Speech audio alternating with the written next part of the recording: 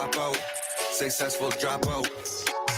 I know, she on my kid cause I'm on now. I try my life, I told her pipe down. Have it up then, don't put the pipe down. Don't play with this lifestyle, don't play with us. Hyped up, same when he got gunned down.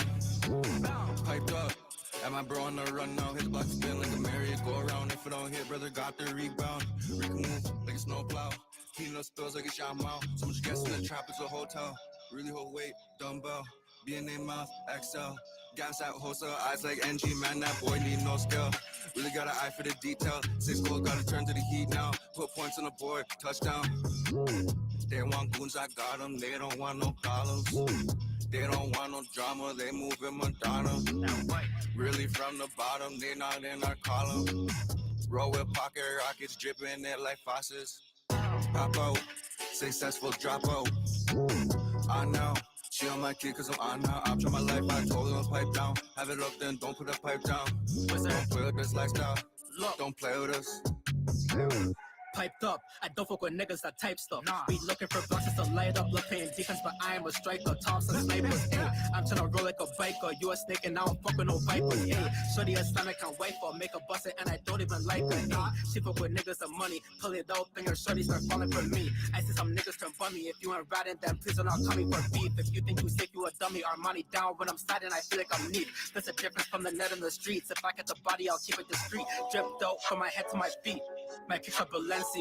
All whites when I'm stepping, I'll run a man down when I'm rocking my tech piece. Ayy, this ain't checkers, I'm a chess piece. You are my queen if you ain't gonna protect me. Ayy, but these niggas wanna test me. Clean your block up cause I left it so messy. Ayy, all of the boom. See your arms, supposed to bring out the broom. Clean your block like I'm cleaning my room. And I've been voted since I came out the womb. I gotta zoom, I was posted in the streets. You will never come outside, you watching cartoons. Niggas know I let it beat. You don't wanna see a wizard run up on the room. Pop out. All right. Welcome to the DLADAO Show, episode 8. We're hanging out, doing some music, getting the show started off right.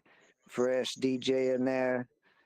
If you don't know, DLADAO is a decentralized autonomous organization of gamers, developers, traders, investors, artists, all with a collective goal of onboarding people from Web 2 to Web 3 through the play-to-earn gaming sector, which includes music, which I know we've had some talks about music recently. We got Mr. Triplet joining us on the stage, just got back from Disneyland, and we got DLADAO Dev Fresh Bueller, been working hard on the game that we're going to be putting out, the first play-to-earn in development on DSO. What's happening, Fresh? How's it going today? What's up, Mr. Triplet? What's going on, bro? Yo. Oh, Triplet brought the energy. I'm still recovering from yesterday. You're hungover from Disney? You're high on Mickey dust? Mickey Oh yeah, I'm high on something. He ate 3 turkey I'm drinking legs. a Red Bull. I might do that weekly. I might just go if I can get reservations at Disneyland once a week and do some live streaming on Entre. It'd be fun. Hey.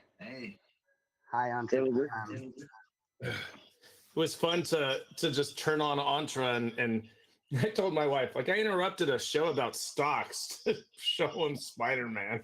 It was funny. No, it was perfect. You asked the guy about, being the worker there about the stock and all that, and he ran away really quickly, and you scared him because, they can't talk about that stuff. No, he started laughing, though. It was pretty funny.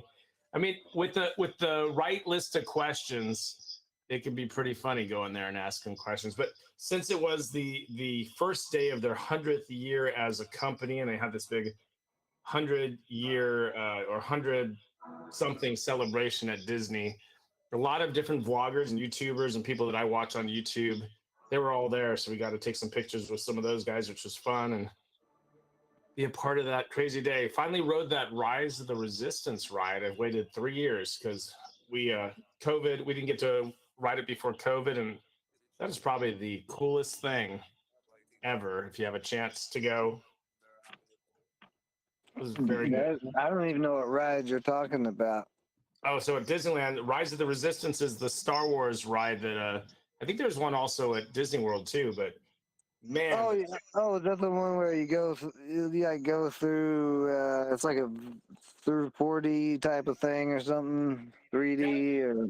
it's got like a trackless ride system with projections and practical props. It was such a good. It's so well implemented. Like the storyline, from the moment you walk in the queue, there's like interactive rooms and then an interactive. Like you walk in at first and they board you on a ship that you stand in that kind of looks like a shuttle of some sort, and you're like kind of just being shuttled between worlds, and something happens. I don't want to give too much away, and then you end up on another. You're taken into custody and put into a jail cell, with the the bad guys, Kylo Ren and all of them, the Empire, and then somehow you're let out of the jail cell and end up in a ride vehicle, and it's a whole adventure. It's crazy. It's great. Just the best technology and the Imagineering team at Disney has to offer was all put into that ride, and I think it's just the future of what they're just amping up their game at Disney. Do you think Disney is using AI to make all their new ideas and stuff, or you think they've been using AI? Oh, I don't know. That'd be a tough one to. I don't know. I wouldn't doubt if we started seeing some AI implementation into maybe mechanical, like some sort of mechanical meet and greet, like maybe They have Jarvis. Come on, I gave you a perfect opening for this joke. They have Jarvis from Iron Man. Come on. That is the ultimate AI. Yeah. You So went all technical into it. I don't know. Did you see me yesterday? I said I'm live streaming to Entre, and these guys are asking what I'm looking at here. And I turned to the guy. I'm like, I've never seen a Marvel movie, and he starts laughing. Yeah, that was hilarious. I walked I did the Spider-Man ride, and they had the new Spider-Man, Andrew Garfield, up on the wall, and my niece is there. She's a huge fan of him, and I said, "That is not Spider-Man. Where is Tobey Maguire?" And someone goes, "That's a different Spider-Man." No, there has never been another Spider. Like I was kind of being a dick. So basically, you were a Mel Karen at Disneyland all day, or Disney World. Yeah, a little bit. My wife had asked me maybe not to stream constantly. So like anytime that they're like, hey, the kids are gonna go here, or we're gonna go here, or we're waiting in a line, I took that time to kind of come on Entre without it becoming too much of a deal. That's why you didn't see me doing much after a certain point. I was like, well, I got to kind of be present with my family. But the first thing I streamed was only me and Kehinde from Nigeria joined me, and he watched the whole Mulan parade with me. I just kind of propped it up, and he was like, "This is awesome. This is great." To bring that to someone that maybe has never been to Disneyland, or from a completely different country, that was exciting. And then throughout the day, that was there any Bitcoin ATMs at Disney? I wasn't looking, but I'm just curious. They're everywhere now. Are they? You and I write. We'll write some questions down and maybe some scavenger hunt, and we can do like a whole bit where I search for the Bitcoin vending machines at Disneyland. We'll go ask cast members. We can do that, but I really want you to just do like you did yesterday and just go around with a mic and a video and ask all the cast members, and including like the people dressed as Goofy, ask them what their earnings report is and how they think the stock's performing. Bob Iger's name, because I totally said the wrong name when I asked him on the spot. I like Bob Ivers. He's like, yeah, maybe he heard me right, but I said it wrong.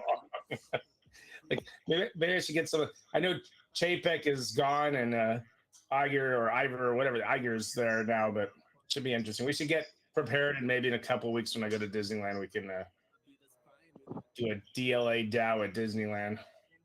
Yeah. Chris, what do you got? Are you meaning to still have the videos going right now, or on the screen up there? Or I'm just checking in.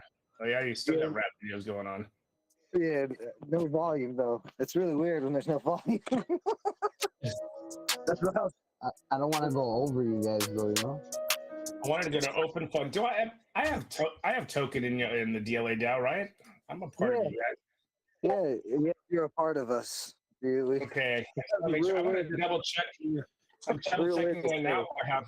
I want to know if I have coins in. I know that John Jardine's move to earn thing. I thought I had some in him too, but he did a distribution recently. I'm like, do I not own coin in you, or did I not Do buy you coins? now Diesel Ops, John Jardine's newest project, Diesel Ops is real nice. That's helped us and No Yeah. Dip Down both. Like I got that's an a Explorer great right now. project. I have a little bit of money in my my account here. I transferred like I think $20 out into Coinbase because someone on DSO, Dr. Rob's like, have you been watching Aptos? It's mooning. So he goes, Triplet, send me a DSO, $10, one DSO, and I'll give you $15 tomorrow. So I gave him some money a couple of days ago. I don't know where it's at and where he's at with that. But I did some freebie stuff on Coinbase, and I took $10 that I earned on Coinbase to see how this Aptos. But apparently, I'm supposed to be watching it constantly. I'm like, nobody's got fucking time for that. If I show up tomorrow and it's doing better, I'll take it out. But if it's not, I don't think about $10. Like I'm gonna fucking day trade 48 hours to make $3. Are you fucking out of your mind? Not gonna happen. What are you talking about? You don't know what you're talking about right now. APT, like someone came up to me and goes, man, this coin's doing so good. You got to get in. You got to invest $10. I'm like, okay, whatever. Here's $10. Well, it depends. Well, I don't know about Aptos. That's a Solana type thing, I think. All I've heard is Solana people talking about it. You know anything about Aptos? Rob on here and ask him where my money is. Are you recording? You never record these shows. You record them elsewhere, right? You don't record them here? Yes, they're being live streamed to YouTube and Twitter. So they're recorded automatically. I'm Mr. Triplet on Twitter, but I'm hardly ever there. Someone the other day when we did I have a little bit of time. Should we put this show out on the Clubhouse too? Sure, we just started it. Oh, we should? Okay. You gonna be talking about serious things, or are you just gonna I don't know. Our Saturday show, we usually try to play some type of games and stream it, or do some giveaways, or talk about whatever comes up. As I was asking Fresh if he knew about Aptos, because I've been hearing a lot about it, but like I said, it's only from Solana people, so I'm curious to know more. Can I send you one DSO? I'd be glad to send you one DSO to go and put it into something and try to make me a little money. I know, not financial advice, but it'd be fun just to say, here's $10, and this is where I put it in for Mr. Triplet's $10 and see where it ended up. Yeah, I'm not a financial advisor. That's not something I can do. Got Laszlo want to come up. Laszlo raised his hand. He's like, I'll do it. I'm a financial advisor. Let me pull him up there on the stage. I don't have any money. A little bit of diesel. I'm looking for John Jardine's thing. Where's John's? I thought I owned this. I thought I owned a little bit of this. Now I have Web3 Simplified, which is pretty much dead. And then I'm looking at all my DAOs, what like positions on DAOs here. I thought I had his move to earn, but maybe I like. The move to earn is not his thing, though. That's a different thing. No, it's his. It's the Money Quest. John Jardine Money Quest. Right? Yeah, Money Quest. That's his whole program for like onboarding people from Web 2 to Web 3. But it paid out money though. It paid. Yeah, the move. You're talking about the Move to Earn app that you got on your phone? No. He's like, he has his own Move to Earn like program that you buy into as a membership, and he shows you how to make money with that. But he has a DAO for that. Let me look, because he said he just had some distribution where he used that tool that he created. Okay, hello. Yeah, that's Diesel Ops. What's up, Laszlo? Hello, everybody. How's it going? There's a really cool Move to Earn app out. It's called Sweet Coins. Yeah, I'm on that already. I've had it on yesterday at Disneyland. I'll tell you, the Sweat Coin. I'll tell you how much I did yesterday in steps. Let me see. I had it on all day yesterday. I already have to do 2,300 steps to get one Sweet Coin. Yeah, let me see. I want to see. Does anybody know the price of what Sweat Coin is right now? It's a penny a coin. I don't care about the price. Gonna get up anyway in the future. And there's another one up. It's called Coin App, which is also. I heard about Coin App yesterday. Someone asked me. Someone posted that recently. So I can yesterday, so I can give you a yesterday, free show, you get 1,000 my coins for free. my Disneyland steps alone was I did 17,852 steps yesterday. Wow. That was Disneyland. Pushing my daughter in a wheelchair too, like massive wheelchair. My daughter has special needs, so most of the time we're pushing her so she doesn't have to deal with crowds and exhaustion and stuff like that. So I should get extra steps for that shit. Yeah, you should. Yeah. So Laszlo, hold on, Triple. I wanna hear from Laszlo for a minute about. You said you don't care about the price right now. Are you bullish on Sweatcoin and he's moved to earn coins in the future? Is that what you're saying? Yeah. If you check the app and all these partnerships they have going on with Adidas and all these little stores, and they also do a lot of fundraising for things that you actually hear a lot about, like cleaning up the ocean and things like that. And the app is developed great. It's on Near protocol, which I also like a lot. And I honestly believe.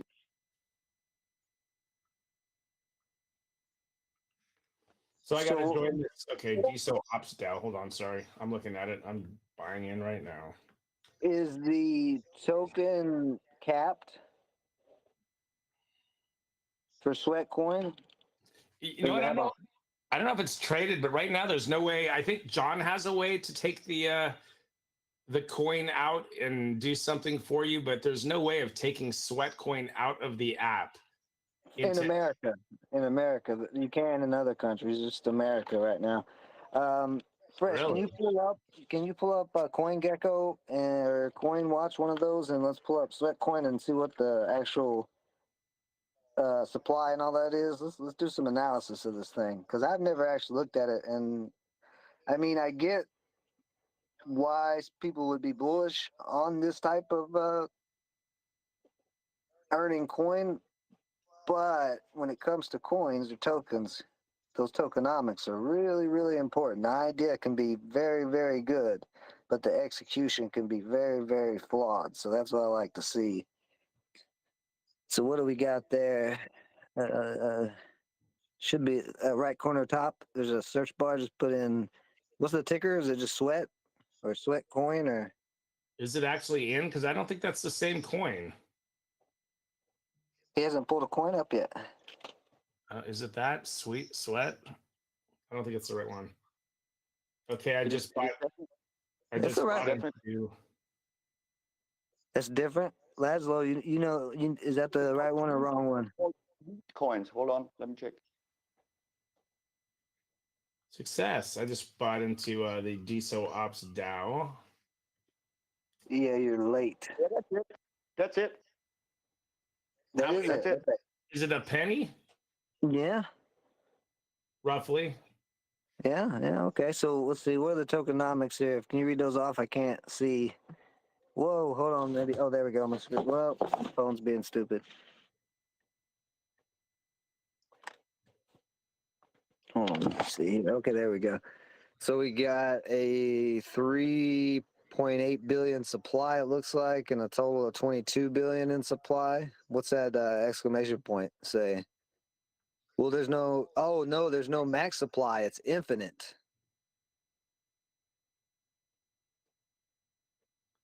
Yeah. But you earn the coin, right? So if you turn it in, it doesn't matter. It's all based on your earning.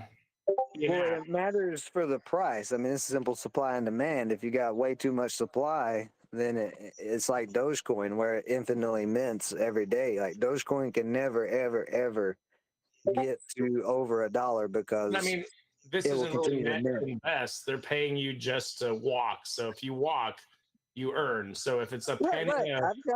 I've got it on my phone too. I understand the premise. I'm just saying I'm looking at the tokenomics. It's a different. It's a penny per analysis. Per 1,000 steps, right? Penny per 1,000. I don't know. How many did you get for the 2,000 something in Disneyland? Oh, it doesn't tell you exact. I think it's a penny per 1,000, so that'd be like 7. What it looks like here, anyways, like on the converter, I have 2,695 sweat, and it's worth 35.92 USD. So you have 200. Okay, I have a total of 293 sweat, so it's worth like $2.93. Put in 293. Just curious, and then it'd be $3.90. yeah. There you go. Well, that's not That's not just little bits of pennies. I mean, you're getting paid decent to walk around if you're getting paid that much right now. Walking anyways. I mean, it's not like you're doing anything extra. Why not? Yeah, you don't even have to have the app on. What's cool about it, and I should have done this yesterday. I totally forgot, but I have it synced with my watch. Yeah, you can pick a moment during the day if you launch the app, in which you can say, okay, in this moment, I'm going to actually be doing like a heavy workout where I know I'm going to be doing a lot of steps, and you can hit a button to do a double the sweat coins at that point. I forgot. I should have done it for at least a portion of yesterday. I did it when I got on the treadmill last week. I was like, oh shit, okay, I'll be on here for 20 minutes. And then it gives you double this, double the coin. This looks like a very bad version of Rampage. What was going on there? I have my video game system on too. I was gonna play some Battlefield. He's pulling up the old school games here. So, what was the other one, Laszlo, that you said? My only problem with Sweatcoin looking at it is just that infinite supply. Are they burning Sweatcoin? Is there something that balances that infinite supply? The other one is called Coin App, and I think there is a max cap. But I have to check the white paper. Let me check. No worries. The other app is called Coin App. I'm sending you a link, and the coin is called XYC. XYC, yeah. XYO. XYO. Okay, that sounds familiar.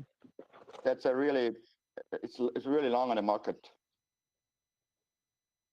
I send you a referral in the chat, so you get 1,000 XYO for free. Oh, it's not going to also take 1,000 Bitcoin for the free 1,000. Hey, we got Tusu joining us. We'll bring Tusu up on the stage. What's happening, Tusu? And anybody else in the audience, Grift, is hiding there. Oh my gosh, Tusu has turned into some. Where are you going, man? Did you go to Elon? He just came back from Disneyland too. I don't understand what it is with you guys and this whole getting shocked every time I turn on the camera type of deal. Huh? This is just me. This is my face. This is who I am, people. He identifies as that. Yo, can you tell your cousin Claptrap that he owes me some money?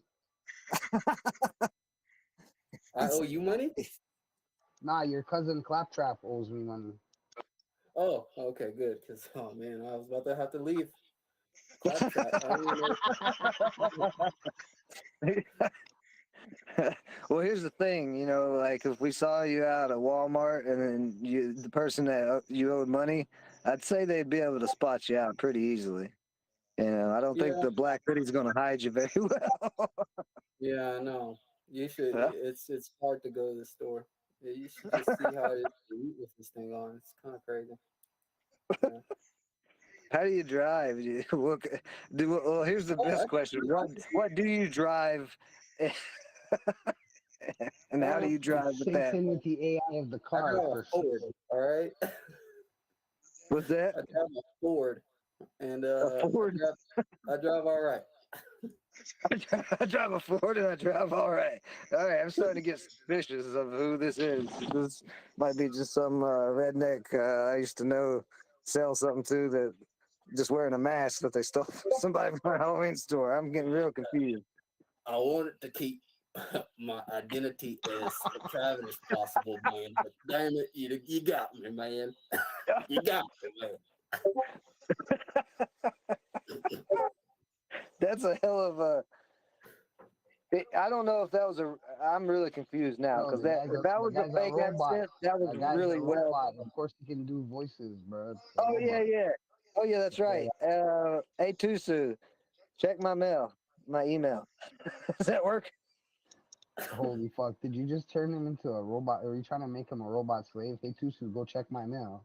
No, like Siri and all that. Give me directions to McDonald's. Directions to McDonald's.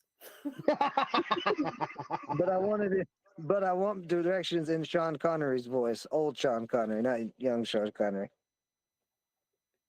Sean Connor? Sean Connery. I don't even know who that is. Oh damn. Okay, we gotta go new school. So Fresh, think of somebody. Good. Can you do it in the nanny voice? Fran, that's still probably too old. Listen, man, I don't know what it is that you're talking about, doing all these voices and whatnot, man. I'm just here to talk cryptocurrencies, to talk DLADAO, and to really just, hone in on what it means to be an American here in America.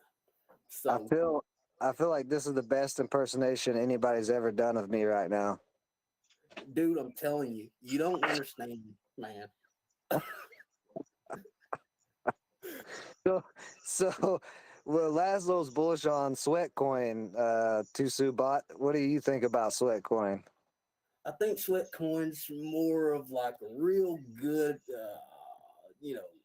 walk to earn type of cryptocurrency. But you can talk about Sweatcoin, or you can talk about these real coins, and these real coins are these gonads.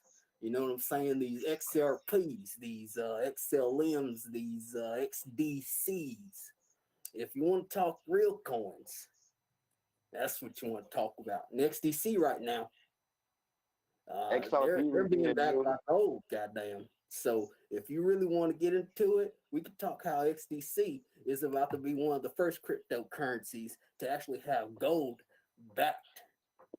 Well, that's not the first. Pax has already done it, and Kinesis Money has already done it. That crap, man. Pax didn't do anything. All right. What about Kinesis Money? Right? Because XDC is linking up with all the financial banks and financial institutions that are actually doing something. Now, Comtech is one of these positions that we need to be looking at, right? When we're looking at the new stable coin that's going to be pegged to the gold bar, right? And it's going to be called CGO, right? That's if you want to look it up, CGO, right? And that's going to be one that's a stable coin pegged to the gold bar. Now, these people only want to take XDC in so that you can get gold back. You know what I'm saying? So they're not going to take Bitcoin. They're not going to take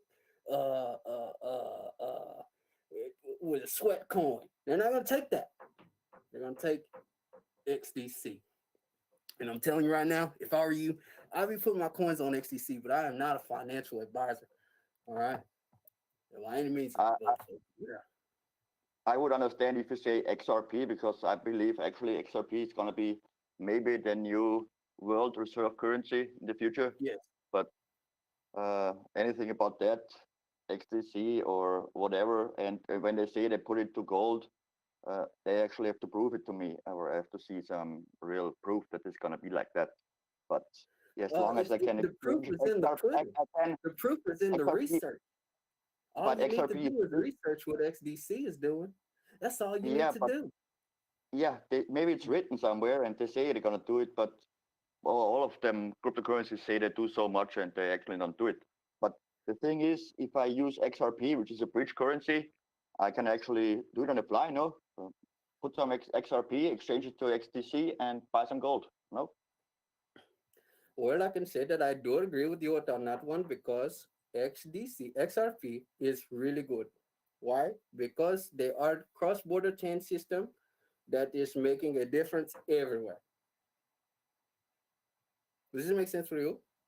They're much more. They also got NFTs now, and what they actually do is building up liquidity for all the financial sector. I mean, they are building real big liquidity pools, and especially over in the Asian area. And I believe the most undervalued coin for the last 2 years. I agree with you. 100%. Okay, so let's throw some what is instead of what ifs in here. PaxG was the top gainer of all cryptos for 2022 at 6.8%. In the green, Bitcoin performed at negative 40%. So PAX G is not like something you can just like kick to the side and ignore. But there's also Kinesis money that already has gold and silver backed coins as well that pay out holders rewards, and it's a full bullion mint that backs it. So you have all the gold and silver, and you can have them send it to you if you want to cash in your crypto. What blockchain is have you ever heard of XDC Hex? on? I'm sorry to interrupt you, but have you ever heard of Hex? Yeah, I've heard. I know exactly what Hex is. Me A too. fucking scam. Yeah, of course. That's what it I is. mean, that was pretty obvious. Is a 10,000x. all PAX those Gold. companies that you just mentioned, a scam. I can guarantee you it's a scam. Unless they show me something on paper where they're Well, it's on their websites that they all the have an cryptos are agreement with backed by physically allocated silver and gold. Like it says, like there's a mint, a literal physical mint for Kinesis money that all the gold and silver is held at, and you can cash it out. Like it's not really anything new. There's a lot that of would be the number one cryptocurrency right now, and it's not. So it's a scam. well, It PAX sounds G. good, man. It sounds amazing. You're Bitcoin saying Cash that, sounds but amazing. by your logic, from what you just said, it would be the top performing cryptocurrency. Well, I just told you PAX G was the number one top performing cryptocurrency of 2022. And so you can't call it a scam when you just said that it'd be the top performing It'd be the cryptocurrency. number one cryptocurrency in the world, right? Because you could, it's worth money. It's worth. Number what? Well, no, because if you bought any time during last year any other cryptocurrency other than PAX Gold, you lost money. You only made money if you bought PAX Gold. What's the price of PAX Gold right now? The same as the gold spot price. It's pegged to the gold spot price. That's why it outperformed all the other currencies. Because it went, yeah, go look at it. It's the same chart. You can pull up PAX G beside a gold chart. I'm not even big on PAX. I'm bigger on Kinesis than PAX G. What blockchain is the XDC gold on? What blockchain? Well, yeah, what blockchain? Because I want to hear more about it. I think this is what I'm big on this. I think we should be tokenizing every type of asset. XDC is not on a gold like blockchain. XDC is on its own blockchain. What's being pegged to it, or what's being accepted for XDC, is the stable coin that's pegged to gold. It's actually pegged. It's the first currency to be pegged to gold. Well, no, it's not. I just told you two that are pegged to gold. I just told you two examples: Kinesis KAU, Kinesis Gold, and PAX G. You've never even looked at. You didn't know about Kinesis before now, so you can't tell me about something you never looked at and say that it's not. I've never even heard of Kinesis.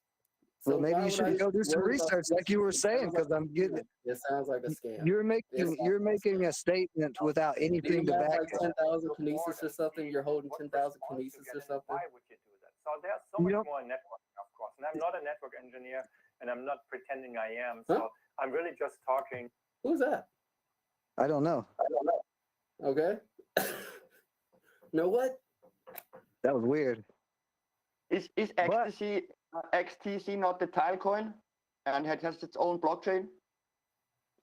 Well, that's what I'm wanting to know is information about XDC, because I can give you all the information about PAX and Kinesis, but all I'm hearing is those are scams and XDC is the best. But like, what is its own blockchain? Well, so XDC is about to come out with XDC POS 2.0. Well, hold on. We got to talk about if it's. Hold on. First off, we're talking about something on a blockchain, so we got to analyze the blockchain first, right? So XDC, what is the characters per 200 characters for to store data? What's the fee for that? The gas fee? I mean, you're right there. You can see what the gas fee is, right? I mean, were we talking about gas fees, or are we talking about it's being backed by gold? Like, to make a transaction, whether it's gold or not, you're still going to have to pay a gas fee. I mean, that's just blockchain. Well, what does that have to do with anything? Everything. How much gas fees you pay is going to depend on how much you invest. The more gas fees you pay, the less money you have to buy the actual asset. Come on, man. This is simple stuff. That sounds like nothing that I would be concerned about when I'm talking about if whatever you were saying, Kinesis is better than XRP. Is it because you think Kinesis has no gas fees? I never said Kinesis was better than XRP. Yeah, I'm that's talking what about it is. XDC. Okay, I got a question. Is it XTC like Tesos or XTC like Caesar at the end? XDC. D is in dog or David. Got it. Thank you. So again, so you don't know the gas fees of the XDC blockchain for storage I'm for sure data? they vary on different platforms. I mean, it's not that I don't know it or anything. And at the moment, XTC is in the gas fees Ethereum do change blockchain, during the day. and it's XDC is on actually Ethereum? yeah, and it's actually as I remember, it's connected to the Coin app too, which is XYO. It's a layer one Yeah. blockchain, Excuse and me? it is a part of the Ethereum network. Yes. Yeah. Well, then it's not its own blockchain. If it's on the Ethereum network, it's a layer 2. It's its own little deal, right? Yeah, but it's not its own blockchain. No, it has nothing to do. It's not gold. It's not. We're not saying XDC is gold here. We're saying that XDC will be able to trade with a stable coin that's backed by gold. That's actually backed by gold. And this is a trial that's going on right now before your eyes is going on, and you don't even know it, right? Just like with the SEC suing the shit out of XRP and stuff. All this is just to put it in your face before it goes live. Okay. And I'm just here to give you a message. I don't know anything about Kinesis. I've never heard about Kinesis. It sounds like a scam. I'm sorry. So, just based on this, I don't know if you guys can see this chart here. Maybe you could change my mind. Show me what Kinesis is. I'm showing XDC right now. Okay, Zenfin. Yes. Yeah. So they are like 2,000 plus transactions per second, whereas ETH is like 12 to 16. The fee is like less than a quarter of a penny. They're happening within 2 seconds. Transactions. They support smart contracts and they have less energy consumption. Ooh, so that sounds I good. mean, yeah, like to me, this would be why it would be a good coin, or would be why it'd be something that I'd at least look at. It's not on the Ethereum network, then it's its own blockchain. I believe it's a layer 2. It is its a own layer blockchain, 2. but what is the word? Proof of stake. Delegated proof of stake.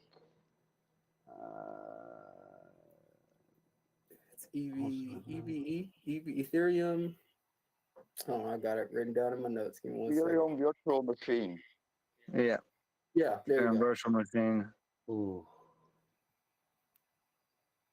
And when So I take a serious look at XDC. Did anybody hear about SUI? Pardon? Anybody hear about SUI blockchain? Who? The SUI blockchain.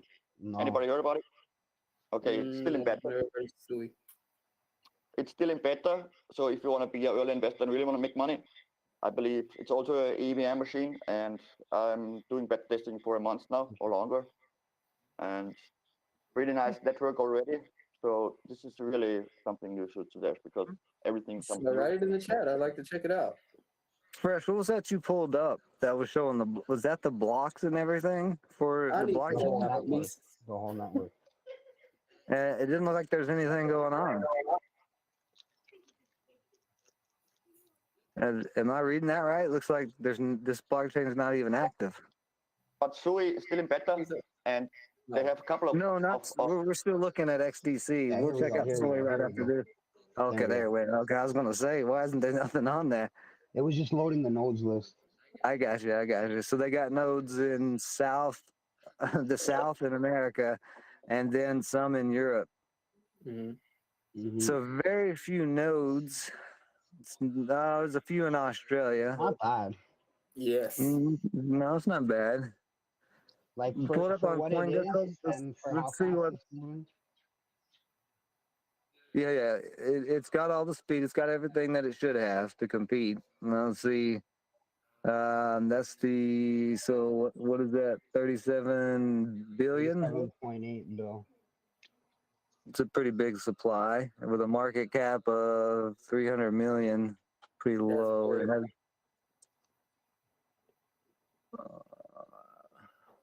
very low. 0.28 cents.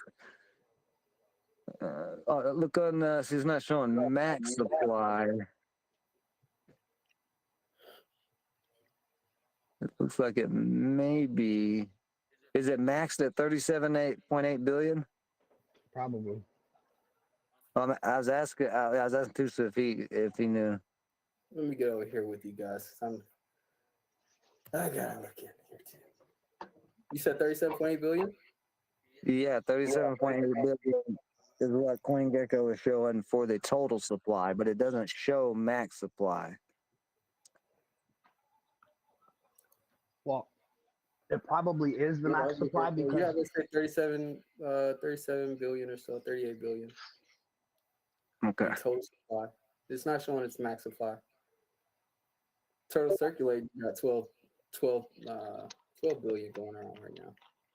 Yeah. There's over half the supply seemingly locked up somewhere. I'm assuming staking rewards for a good chunk because it's proof of stake. But I don't know how much the developers have to be able to see. So it's a decentralized hybrid. What do you mean hybrid? Delegated proof of stake, consensus, hybrid relay bridges, and interoperability. I like interoperability. XDC is definitely interesting. Yes, this network is something to look at. I'm not a financial advisor, man. I wouldn't go Kinesis. I just wouldn't go around and. I'll tell you this much right here. This is a big ass statement to make. There is an app out for XDC where you can actually earn XDC. I don't know how it works, but I had it on my phone a year ago or something like that. Go back to that big statement it's making. What is it saying? World's fastest, most energy efficient consensus. It's proof of stake. I mean, I don't understand how that'd be. That's not anything different than any other proof of stake chain. Well, it's faster and more energy efficient. That's huge. I mean, that's proof of stake chains in general, though. Like any Cosmos ecosystem chain is going to be faster and no energy. Hey, man, show me Kinesis. Pull up Kinesis.money. Fresh. Kinesis.money. Yeah. How do you spell pieces? Can you? Because I'm not American. KINESIS, like telekinesis.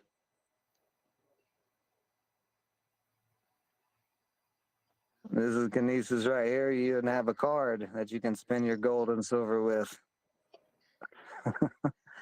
You can check on, let's see, I can't hardly read what you got on there. Let's just pull this up on my screen. Click on products. And then you have the Kinesis Mint, where you can actually create Kinesis gold and silver. And then you have the exchange. You can click on the exchange, the Kinesis card. They have the mobile app. I mean, they've been doing this for a while. I hold gold and silver in here, KAU, KAG, and I get a holder's reward, a holder's yield, which is why. And I'd start looking at other options. Why? You're looking at the website right now. What is telling you? It's telling me a scam. Does not look like a scam to me. Nope. It's not a scam at all. It's backed by an English bullion mint. I mean, I don't know. Right there, Kinesis bullion. Listen, I'm gonna tell you. I'm also gonna say this. As much as I do like the way this looks, something bothers me here. This. What bothers you? This stuff. All those people backing it. Yeah. Partnerships? Those are banks and financial institutions. Those are the top financial institutions. That shouldn't bother you.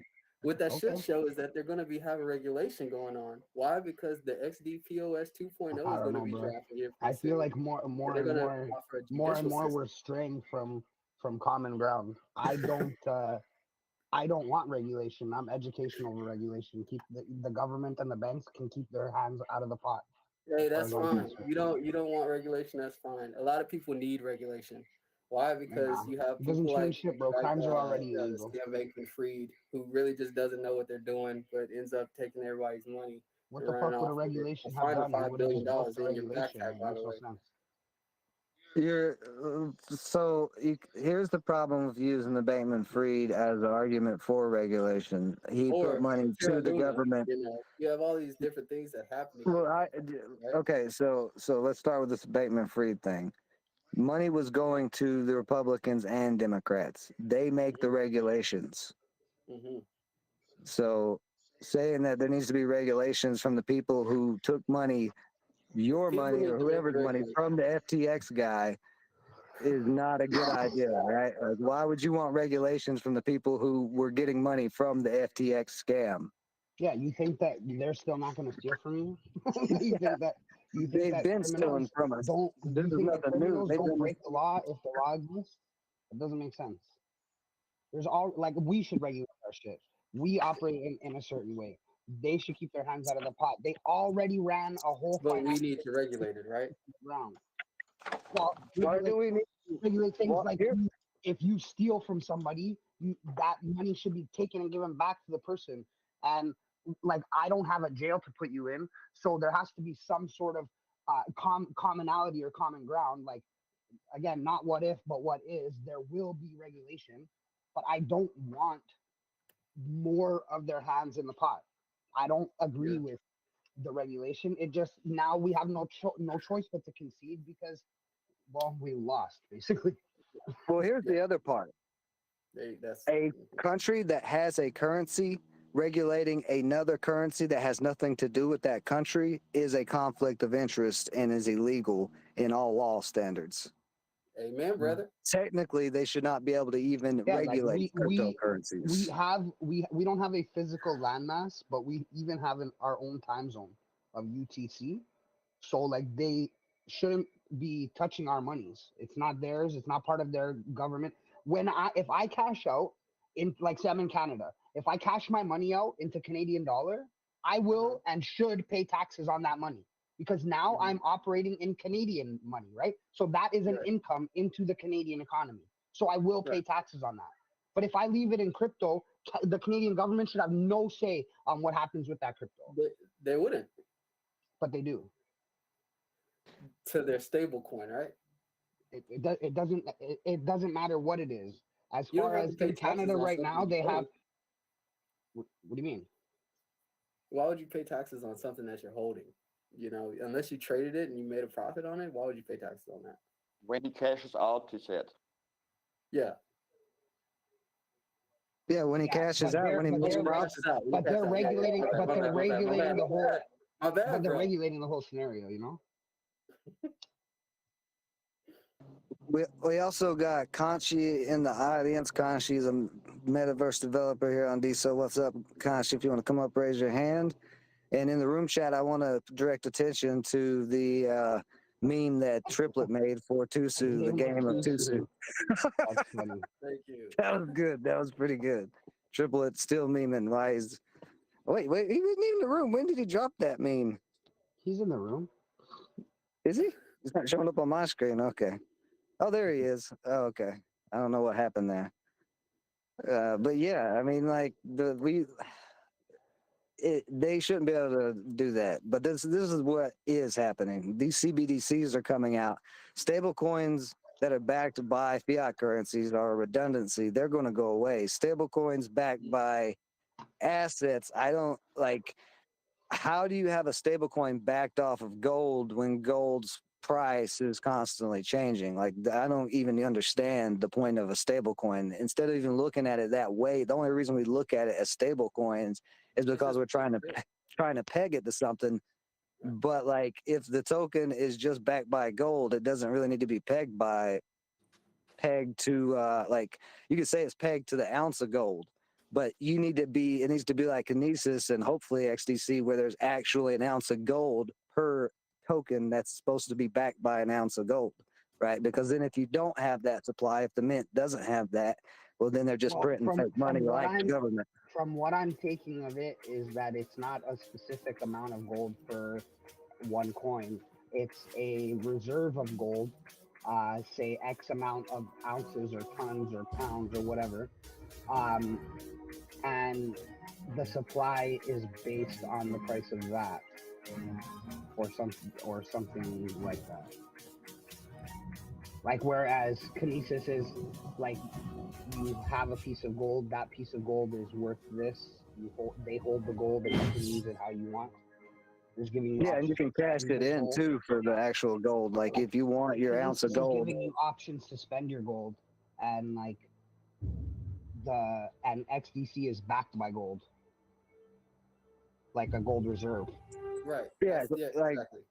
like PAX G is supposed to be. Now that's what I'm not big on PAX G because I don't know how and where all the gold is stored for PAX because it's supposed to be decentralized. So that kind of, like where is everybody got the gold? That's kind of that's my kind of thing where I don't really understand the whole backed by gold thing, right? Like because again, where do we hold that in a decentralized economy? Like you're gonna have to hold that on some country's land, and then that country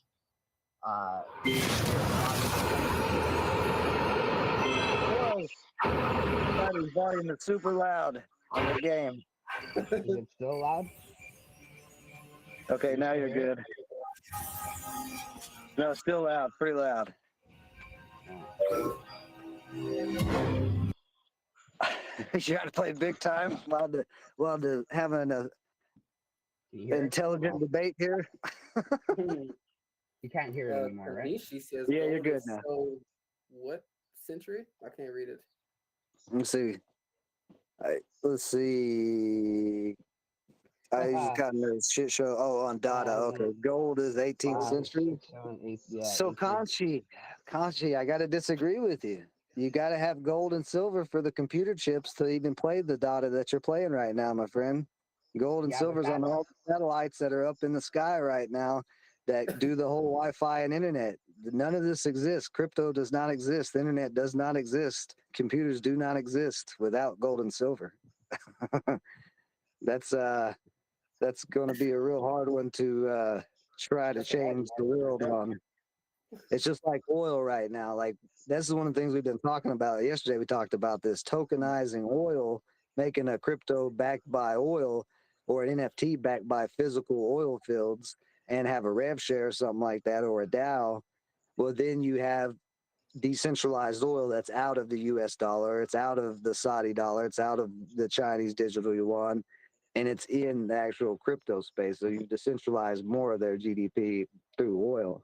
So that's what we need to see. But like, yeah, saying gold and silver is 18th century, you're not gonna. I mean, but no way. The thing is, so even what you heard about that mountain of gold that they found in the Congo, gold is not really as rare as it was once thought to be, right? So like, I'm not saying gold is not good and gold is not useful, but I don't know that the price of gold reflects the usefulness of gold right now. And well, that's gold. It's that's like the diamonds, thing, right? Like you know, like. Well, diamonds, yeah, they can create diamonds. They can't create gold, but there's not a lack of it. What? There's not a lot of what? Diamonds There's or what? What you said? There's not a lack of gold. Like there's gold. Well, that's just because they found the big mountain doesn't necessarily mean that there's plenty of gold. Like all the mining companies that I follow in the stock market are every earnings report, they're having to dig deeper into the ground. And the quality of the gold coming from the veins is less and less quality. They're not getting pure gold. So like that mountain may last for, a year or two, but then it'll be the same thing where they're digging deeper. Where I see the real the soil is 60 to 90% gold, just the soil. Yeah. But we got also what country is this in? Congo. All right, so either Congo's going to hold that or somebody else is going to come in and take it, one of the two. So we don't even know where that gold's going to go for sure yet. Like, it's not like that gold mountain is just going to immediately go into circulating supply either. Like, it's a tricky thing with resources, but like I've been saying, I think Elon Musk going up to the planet, or not planets, but the moon and back with his rocket ships, that's where the real danger to gold is, because gold and silver and all that come from other meteorites and stuff. So when we can mine outer space resources, which we're not far from with drones and those type of rockets, then that's when we have way too much supply of gold, and I see the price could drop a lot. Or we find some other type of mineral or energy thing, who knows, that's just better as a conductive metal than gold and silver are, or anything else, you know, or like, I mean, who knows? I've never been off this planet, at least not physically. Well, speak for yourself. You've been off of here physically? Oh, I'm not from here. Well, neither is Tutu, clearly. Like, there's very few humans. Yeah, no, but my from my planet, we've already moved past this biomech shit.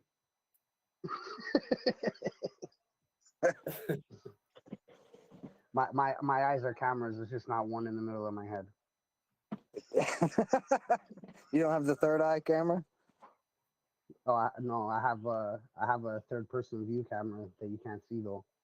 Oh, for where your peripherals are, so you can see out the corner of your eyes. Make sure somebody pull a knife out of their tube sock at the 7-Eleven. I'm interested in building a like a game on the blockchain. Like, how can we do that? We are doing it. We are doing it right now?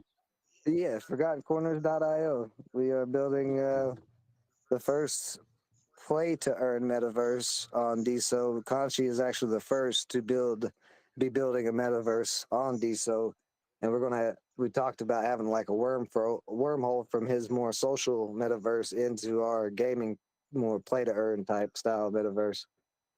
But yeah, let's see.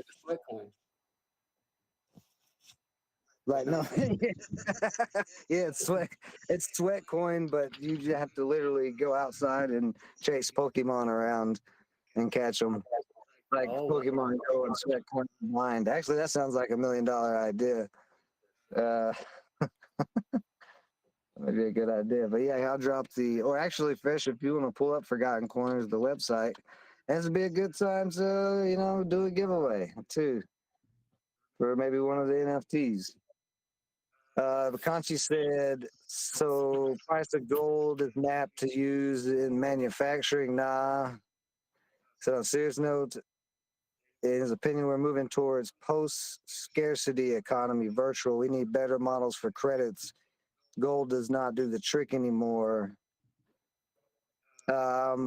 Well, I think you're talking more as a currency. We're not really saying, well, I'm not really saying gold as a currency so much as I'm saying as an asset. Like gold, the whole store of value thing, just like with Bitcoin and gold, that whole debate, it irritates me because it's just weird. Like, both of them are volatile at certain times. Crypto is not a good asset. You don't think so, Conchi? I feel like you're trolling me now, Conchi. I think it depends on the crypto we're talking about. I mean, I got some nice passive revenue generators from staking positions and play to earn games with NFT lending and things like that. Like, there's a lot of assets in the digital world. Mm-hmm. Yo, have you heard of World 2? World 2? Yeah, it's like you can buy properties. Like one of my friends bought Jeff Epstein's island for like, I guess $10 or something like that, and it rose all the way to like $300. Something crazy. I don't know. You have to check it out. World 2.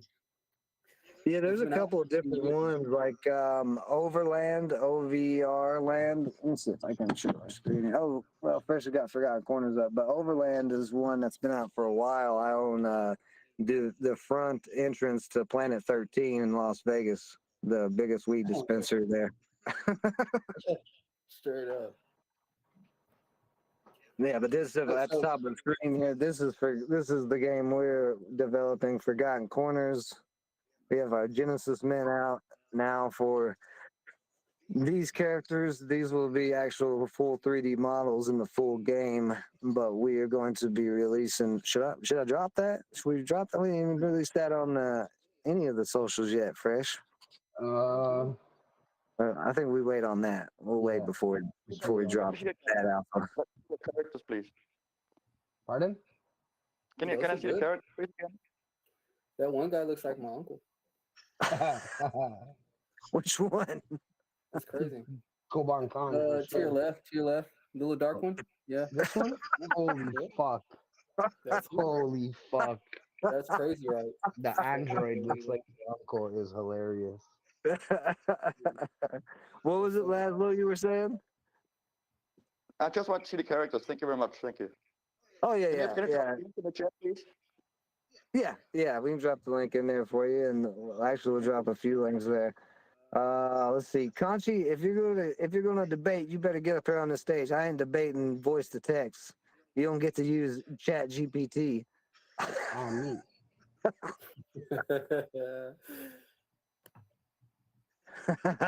Yeah, man, what do you think about that? Chat GPT is kind of scary. Oh, it's really funny. Don't scare me, bro. What scares me is AGI. AI itself will never harm us. We need to, like by itself. I could program it to harm you, but it could never harm you on its own. But I'm not scared of it physically. But AGI, I'm scared of people like say coming into the space like what we're in right now, and just talking our heads off about crazy shit. I mean, we're mind blown at just the information and knowledge that they just perceive to have, right? And it's not coming from the heart; it's coming from this machine. And so when you see them in person, they have no idea what they're talking about, you know, or like you've invested all this time into a person, you think that they know what they're talking about, they have no clue. That doesn't seem scary to you? Kinda, yeah. Well, I mean, they do that anyway without chat. I mean, that's been going on. You know, that's half of that. Well, I'll say that's 99% of our politicians. A lot of news anchors. Like even before GPT, what it was is Google Brains, right? Where like you don't know shit, you just Google everything, right? And so like you're not retaining shit. Like I Google a lot of things, I look up a lot of things, but I want to learn about them. I spend time researching them and learning, not just copy and pasting it so you can read it to think I'm smart. But I feel like that's what a lot of people do is they just copy and paste Google shit, right? So Chat GPT just rewording it for them, like it's no different than it already was. Yeah. I actually do think Chat GPT will help the Twitter Spaces in Web3, or at least I hope they use it.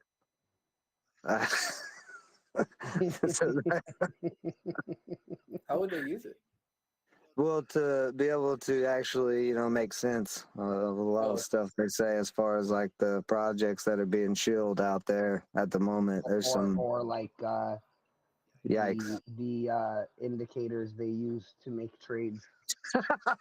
Don't even bring that up. Don't bring the indicators that they use. Oh my gosh, I really like this screen I'm looking at right now, though. This Forgotten Corner. I really like this shit. This looks really good. Like you guys are really doing a good job. Appreciate that. Yeah, we'll what we got? We got, see, Conchi won last time. So you want to do the wheel? You want to do the wheel of Forgotten Corners for an NFT, Fresh, or what do you want to do? Give away some DLADAO tokens? Hey. So we got Laszlo's gone. I guess he doesn't want it. Bye. Oh well, hell. Okay, I was gonna say, well, it's just. Do we have anybody else in the audience too? Oh yeah, we have Griff in the audience. Oh, Conchi's coming up now. Conchi's ready to talk trash. He's ready to go. He's mad about data, and it's not loading very well. What's up, Conchi?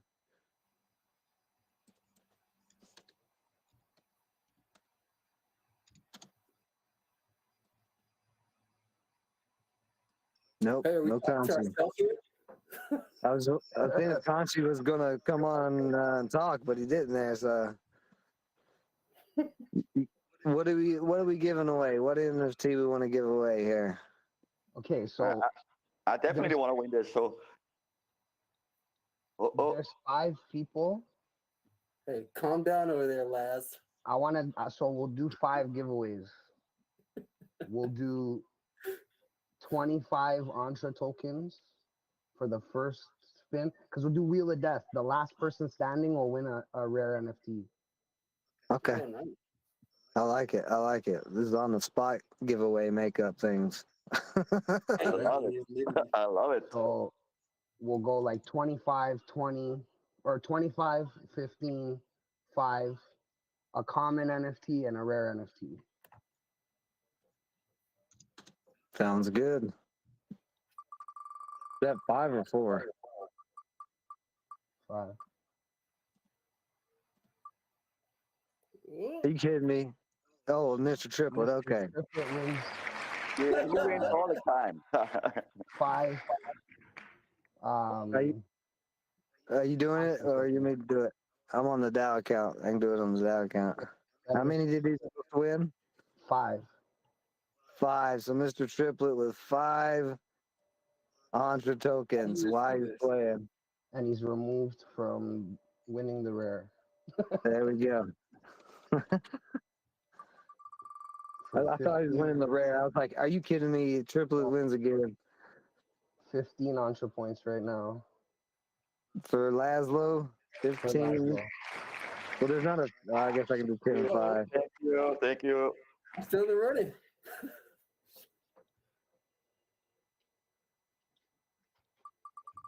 25 Entre points right now.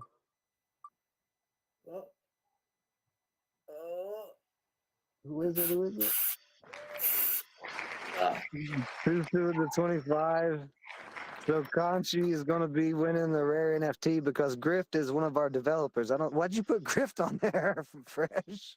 Because why not? I know how to push them buttons. Grift don't get to win no NFT. Grift's in the audience like, why? You can put me in, no problem.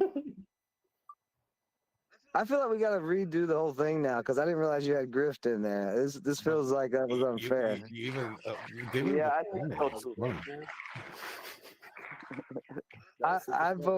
I vote re-spin on everything. We've Just already because I given the won. Entre coins, but Just because I won.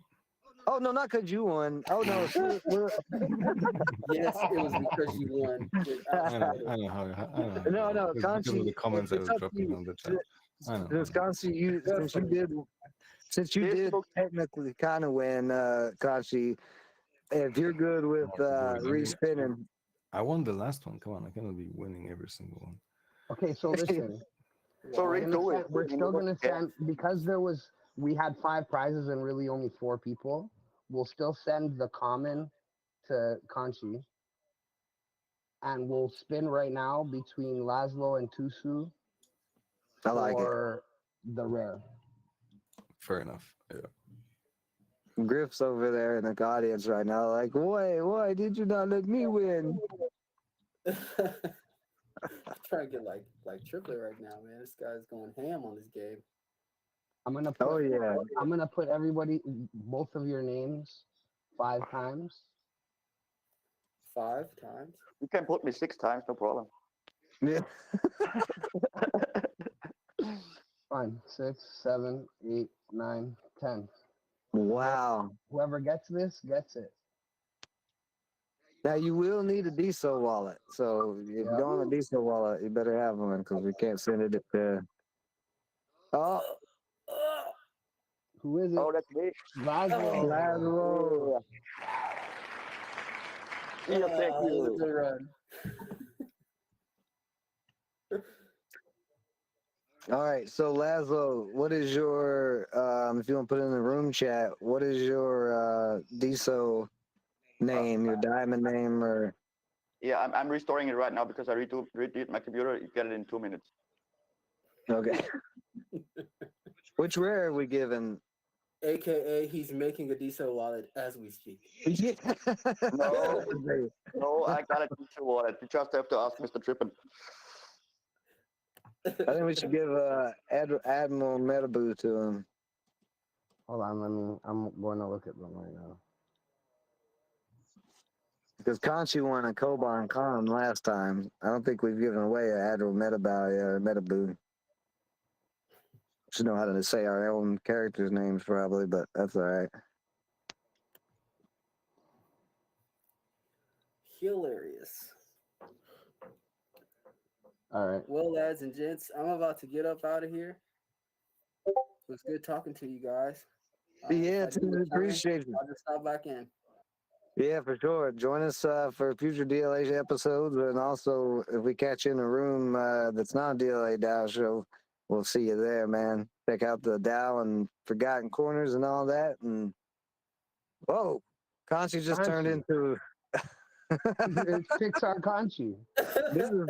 This is the wildest show right now we got going on. We got a robot. We got Pixar Conchi.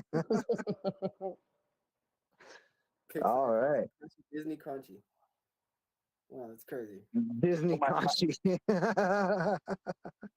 For my wallet, you know what, bro? I actually want to give Tusu a Vorn Gorn, bro, because he said that looks like his uncle. All right, it's a comment. I'm with it. He did say it looks like his uncle. He should have one that looks like his uncle. It should be his first. And it's the first Android. So send your DSO wallet so we can send you that. I think it's just too soon. I'm a fucking cry, man. How do you cry? Well, shit. I mean, if you're gonna cry, I don't know if I could give it to you, bro.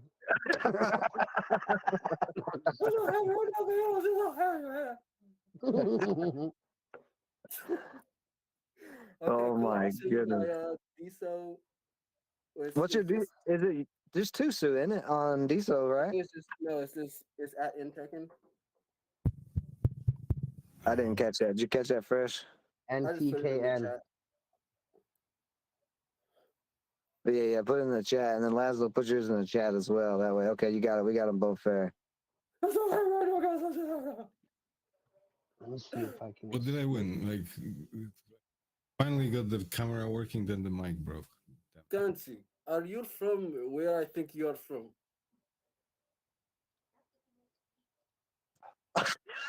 You are from there. Oh, the guy just nodded his head. Yes, that's all it is. Yeah, probably.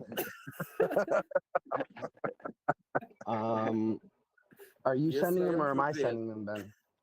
Oh, that's what I was waiting on to see because I thought you were sending them. I can send them real quick. I got it up too. I'll send Tusu's and you can send Laszlo's. All right, that works.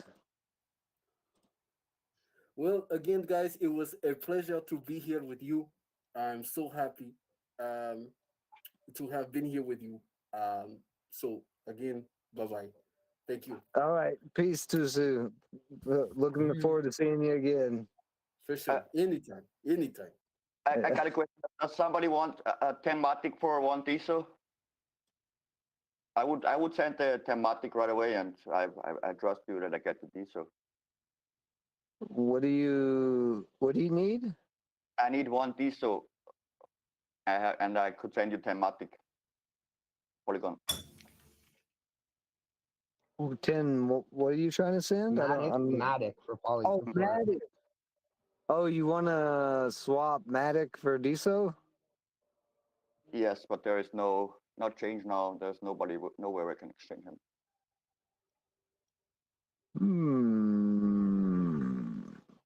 That's a good question. I mean, yeah, you'd have to go through all the bridging and all that stuff. I usually use change now, which actually works perfect for bridging everything, but they don't have DSO yet. I already wrote them today to put them on the list. Matic. You can go from Ethereum or Solana or Bitcoin. I don't think. Let me pull up MegaSwap and see. I don't think MegaSwap has it either. Well, Tusu doesn't look like he's getting his thing because his name's not coming up. What are you talking about? Tusu didn't. Oh, Tusu. Which one did you send it to? The NTK one? Yeah, it's not there. It's not And a user. but I'm thinking Laszlo's. You said. Let's get that info. Okay. Oh, I can let's get send the other one anyways. It's not a big deal because. No, I got Laszlo's coming right now. Very cool. My wallet is Web3 Rocks. Yep, I got you, bud. You're about to have it in just a second. Do they have to log into NFT? Oh wait, which are you looking? Are you looking at the bottom Find ID or the top one? There's two boxes. Wait, see, it's not showing at Web3. Maybe it's not the at symbol. Let's see. Oh yeah, if you're using the at symbol, don't use the at symbol. There we go. All right, you should have that in your DSO wallet. Did you find them? Yep. Yeah. Okay. Perfect. So there we got both NFTs sent.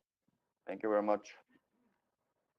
Absolutely, man, and follow the Forgotten Corners for all the updates because we got a lot of stuff that's going to be dropping soon, including uh, a part of the game. I will say that. That's as much as I can say at the moment. Why I need the diesel because I want to invest in the DAO. Oh, nice. Oh yeah, I appreciate that. Unfortunately, I don't know if you're going to be able to see this on screen right now, but I'll show you. I am only in Matic. I don't have diesel, or I would transfer it. Okay. I guess let's see. I'm trying to think of how to even. Oh, okay. Yeah, I'll give you I'm gonna DM you my Matic address. You just want one DSO, you said? Yeah, that's fine. One diesel for 10 Matic is fine, I think.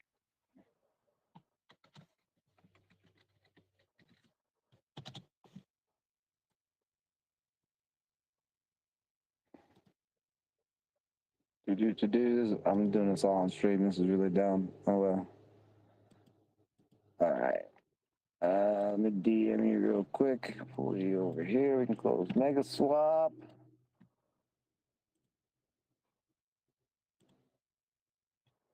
Come on, DM work. There we go. Oops. All right, there's the Matic address, and then give me half a second, and I will send you that DSO.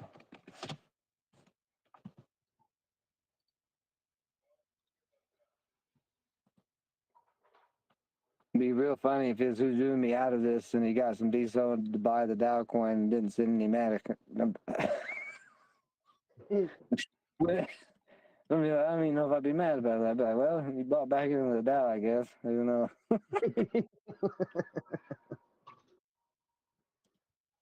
Let's see here. Feel like I'm getting hoodooed Matic for DSO. Imagine. Let's see. Let's see. It was Web3 rocks. Okay. There you go. And there you go. The DSO should be in your wallet. Now, I know the Matic's going to take another 25 to 45 minutes, so I won't worry about it right at the moment. Nah, it'll be like 5 minutes. Jackass. Just a little slick jab at Matic. No, it's all right. You know, it is what it is. Right now, I actually like Solana better than Matic, and that says a lot because I was almost anti Solana. Yeah, man, that's the same change I went through, man. Like, because Solana and Phantom Wallet and Fractal, those three together have done a lot, like for Solana. You know what I mean? Like, and I think that's why. Like Fractal kept Solana and the games on Solana alive when they were like dying. Yeah, 100%, 100%. So, like weirdly enough, like when I went to go mint the Zilly Goats, it was such an easy process, like way easier than on Polygon, and like they had cross mint, so like you could use ETH, you could use credit card, you know what I mean? Yeah, I was looking at cross mint. It's it's a pretty cool function if you're a project and you're wanting to mint to people on multiple chains. Maybe something we have to look at. For sure. At least to be able to buy in on multiple chains, you know? Like you'll still need some kind of a sole address, I'm assuming, for the NFT to go to, right? Like at that point, or like for us, it would be a DSO address. But Yeah. I don't think you can send them from like once you. Like, I don't know. Like I don't know how the. I would assume if you send the NFTs to Solana, then it's going to just be on Solana, and there's no getting it off. I don't think those NFTs can come off once they're on the chain. I'm not familiar with any NFT cross-chain sending yet. I think that's just more of like when you buy it, it mints and then sends to the wallet via whatever. I don't know. There you go. Pulled up the API. That's some good stuff to look at.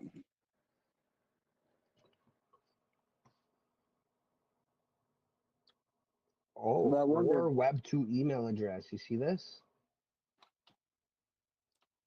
Mint an NFT and send it to a Web3 wallet or a Web2 email address. How do you? Interesting. How do you send the NFT to an You email know address? what? This is listen. We're gonna talk about this another time. I gotta dig now. The official CrossMint website. Yeah, that's what I was looking at, the official CrossMint website. Eden, Rarible, McFarlane Toys.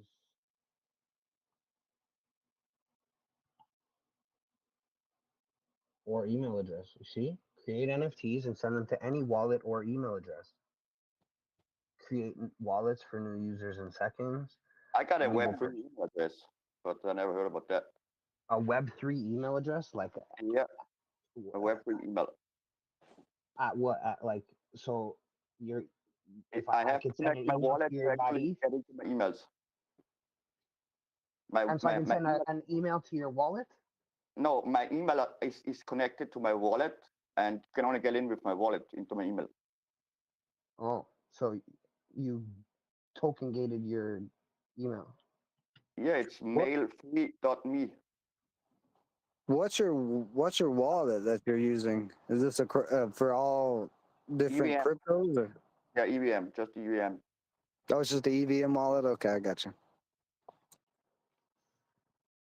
And if you have a email there, you also need an ENS from Ethereum to actually get a Web3 email. And but you get a lot of airdrops too, because you have to. You said you get airdrops? Yeah, quite a lot actually, because they're having email. I like airdrops. So okay, so basically you have to have a web. Well, no, that said Web2 email though. So I still don't know if that works the same. Any email. It's any email, okay, but like a Web2, how do you send an NFT to a web email unless it's like a file that you would download or something? But still, then you'd have to have it on the chain. I don't know. I have to look into that. But I see what Laszlo's saying with that type of wallet, an EVM wallet, but like sending to a Web2 email, I just don't understand how that would work. It's weird. Do they got their own card too? Is that what that says? No, is it? Oh, that's just the credit card. You Okay. to buy with the credit card. Okay, that's it. Yeah. You could try to send them a link or something like that, and then they just. But like, where is it stored though? Is the problem? Like, if I mint it and it comes to my email, it's stored where? It's like not really minted on chain, right? But it's gonna. No, for my some email temporary account, but for my email you have to have, it's like claimed. For my Web3 email you have to have a ENS NFT claimed. Yeah, I figured that much. Seems like there should be a lot easier way for cross-chain interoperable NFT swapping and trading. Like, because it's just a token, and like we already have plenty of token exchanges, like tons of them across all the chains. Like, why? Like,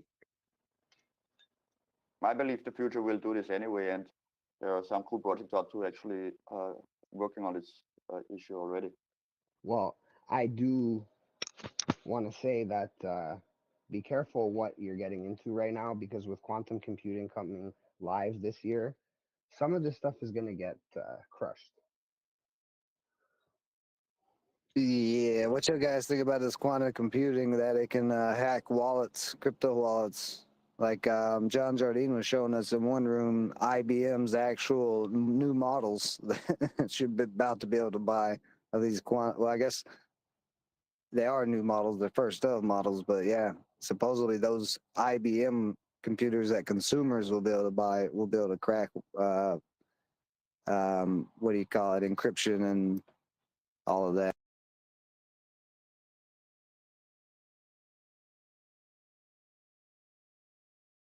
I think that could be a big problem because actually I believe that will be definitely possible because seed phrase with 12 words is not that bad to hack, I believe, if you got the computer power. And if there is no better security like 2FA or something like that, can become a problem, I believe. And MetaMask is a problem already, in my opinion.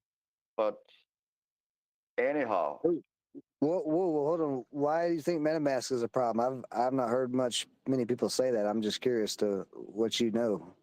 Something must be happening. You know a guy who works for MetaMask who's been taking cryptos under the table. What's going on? no, MetaMask is a problem because you leave your browser on and you actually don't log out of the wallet. You can actually shut down the computer and actually restart it, and your wallet can be still online. So this is a problem. Yeah, okay. Yeah. That's user error though, right? Nah, bro. Nah. Listen. That is false. That's big false. I can't even close my browser and open it back up without having to log back into my wallet. I can show you right now. I'm about to go walk my dog, but I'll show you live right now. Okay, my is maybe different, but I can actually sometimes I shut down or actually set the computer to sleep and wake it up again when the wallet is still on. And I heard a bunch of stories where on Twitter they actually go to people and say they're gonna sell them or want them as a beta tester for some game, and what they actually install is some remote desktop, and they actually stole a bunch of wallets already on Twitter. Oh yeah. See what I was saying about Twitter earlier? See? It's a cesspool. It's been a cesspool. Everybody knows that. But it is one of the best places to try to get your name out there, I guess. For Web3 right now, it feels like it's really saturated No, on Twitter. So much going on in Web3 right now. And if you need a little bit more members, I can actually help you with that. I can really help you with that. Oh yeah, just reach out to us. We're really starting our promotion here soon. Like the DLADAO show is the beginning of our promotion. Now, this is our 8th episode, so we've done over a week of episodes. But we want to make sure we have it tuned in, make sure it's all good to go. But we also want to have our first game ready to go before we really promote. We don't want to promote too much without having an actual product like that game. But we do as far as the DAO, because our DAO is not just building that game. We have NFT lending programs and clans like EVIO and Solana is probably the biggest first-person shooter in crypto right now. No, it's not the first. That's already one out. You don't think it's the biggest one? No, there was one out for 3 years already. But does it bigger? I mean, what's the player base like? Which one are you talking about? I have to check it. Coin Wars or something like that. I actually invested 1,000. I should have 1,000 coins still in the game. I have to check 1 second. This is a first-person shooter? Yeah, it's pretty much like Counter-Strike, but the graphics are much better. It's really, they have had 3 maps 2 years ago. I have to check how many maps they have now. And it's play to earn? Yeah, it's actually like this. You have 10 coins in your pot, and you can play every shoot. Every time you kill somebody, you can play for 1 coin, 10 coins, or 100 coins. Okay, it's similar to BR1's model, it sounds like. Yeah, if you can drop the link to that, I'd like to check it out. I don't know what the volume is. I just know like EVIO is #1 trending on That's coming from me. the fractal marketplace for like Did the Fresh last Killer just year. come out of his fucking igloo? What just happened there? I'm playing video games. I looked over. Yeah, it came out of his igloo, man. He's got to go and bash a baby seal over the head with a club. It looks like he's out clubbing seals right now. Yeah, that's what I'm saying, man. That's how they stay warm. But look at his French bulldog is awesome, though. You got to see his French bulldog. Show him the Frenchies. Look how cute that thing is. Well, if you get a not butt shot. Is the whole dog black and his ass is white? That's No, the Fresh Killer knows where the target is. He's wearing a tracksuit. Yeah, he's got a tracksuit on, man. Look at it. It's Canada, man. It's freezing up there. We have people in the Xbox party listening to the show too. You know, you got a couple other people here. Yeah, they can't see this. It's probably for the best. Oh man, Yeah, probably. Look, Dexter. See, they're so stupid though. People from all over the world. You can see some of their cameras up, and they're talking about Web3 stuff. Yeah, I'll let you be. I'm gonna mute me. We're waiting on a game right here for Battlefield, so we're watching this waiting queue. It's super duper exciting.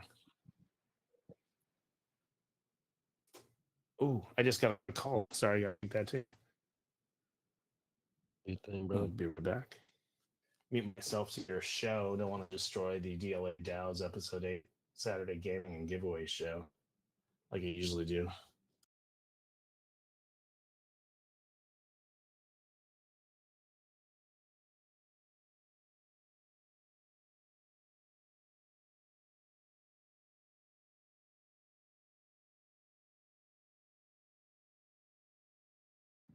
Well, shit. Not everybody talk at once now. I'm sorry, I'm searching the game. It's all good, bro. Yeah, I don't know. Like with EVIO, like I'm not sure if it's the first. I know that it's like ranked as the best play to earn FPS for 2022 in a couple of like awards and shit like that. But do you know what blockchain that Coin Wars is on? Yeah, it was on Ethereum, and it was called Warfield, warfield.com. Yeah. So I think because it's ETH, that is the problem. It's gas is high.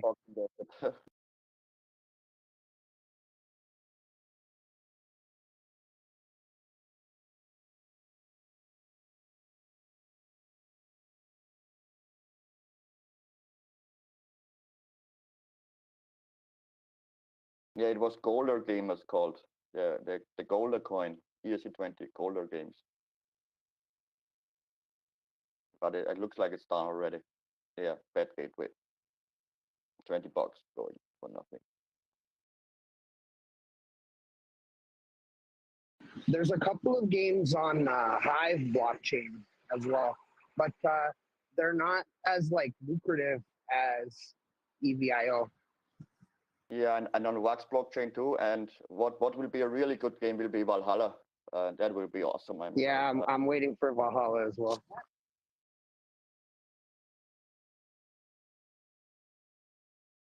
I'm playing League of Kingdoms right now. Oh, I play. Well, I played during the Fractal tournament. I have a castle, like whatever, but I don't really play anymore because nobody that I know has land, so we're not earning like that, so it's not worth it. Yeah, I had land. It got stolen by a phishing attack. I'm pretty pissed about that, but it is what it is. But they are actually paying pretty good when there is tournaments, but the tournaments take 1 month, so that's really annoying. Playing 1 month, I mean, for making some money is just too much. Yeah, and like so, like right now I have one of those like $4.99 boxes or whatever, like the NFT for it. Like I got it from the last tournament, and like I don't even know if I should like open it or sell it because that's all I got for playing the whole tournament, you know? Yeah, you should maybe keep it for a while. Keep it, maybe sell it. But this game is actually has a bright future, I believe. It could have a bright future. I mean, the fan base is growing, and lots of people actually playing. Community is good, not that bad. What game are we talking about? I dropped out for a minute. League of Kingdoms. Okay, I haven't checked that one out yet. I've heard of it, but I haven't checked it out. Are you familiar with Gods Unchained, Laszlo? Of course. I also got the URL play-to-earn.fwi. So maybe you want to use it for it though. Oh yeah, if you drop in the room chat the link.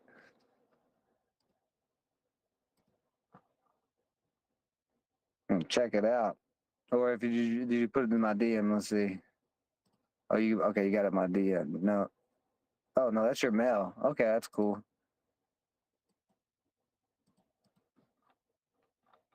So do you play Gods? Yeah, I used to. I'm not playing right now because I just redoed my computer and I should get back into development a little bit more. So. Oh, okay. So what are you developing? Or what are you trying to develop? What are you thinking about developing? Actually, pretty much the same as you do, but onboarding Web 2 people with dollar cost average. So they can actually do it even every 2 weeks or every week or every 4 weeks, pay a certain amount in dollars on ramp on cash and get tokens for it. And the money is gonna be put to work with Matic USDC trading automatic on chain, which makes about 12 to 15% a month. And yeah, that's about it. What chain are you planning on doing that on DSO? No, it's right now it's on Polygon. I actually want to move to DSO, but because it's not that big yet, yeah. Yeah, DSO is way cheaper than Polygon too. I know, but there's not so much out yet. That's a bad thing. We're building. There's a lot of us building out here. Like I said, Conchi's building, John Jardine's building. You got the whole Open Fund team, the DSO developers themselves got a lot of stuff they've been knocking out. There's tons of different DAOs developing different. Actually the most interesting one is the DSO shop. We got e-commerce stores now on DSO, which is really cool.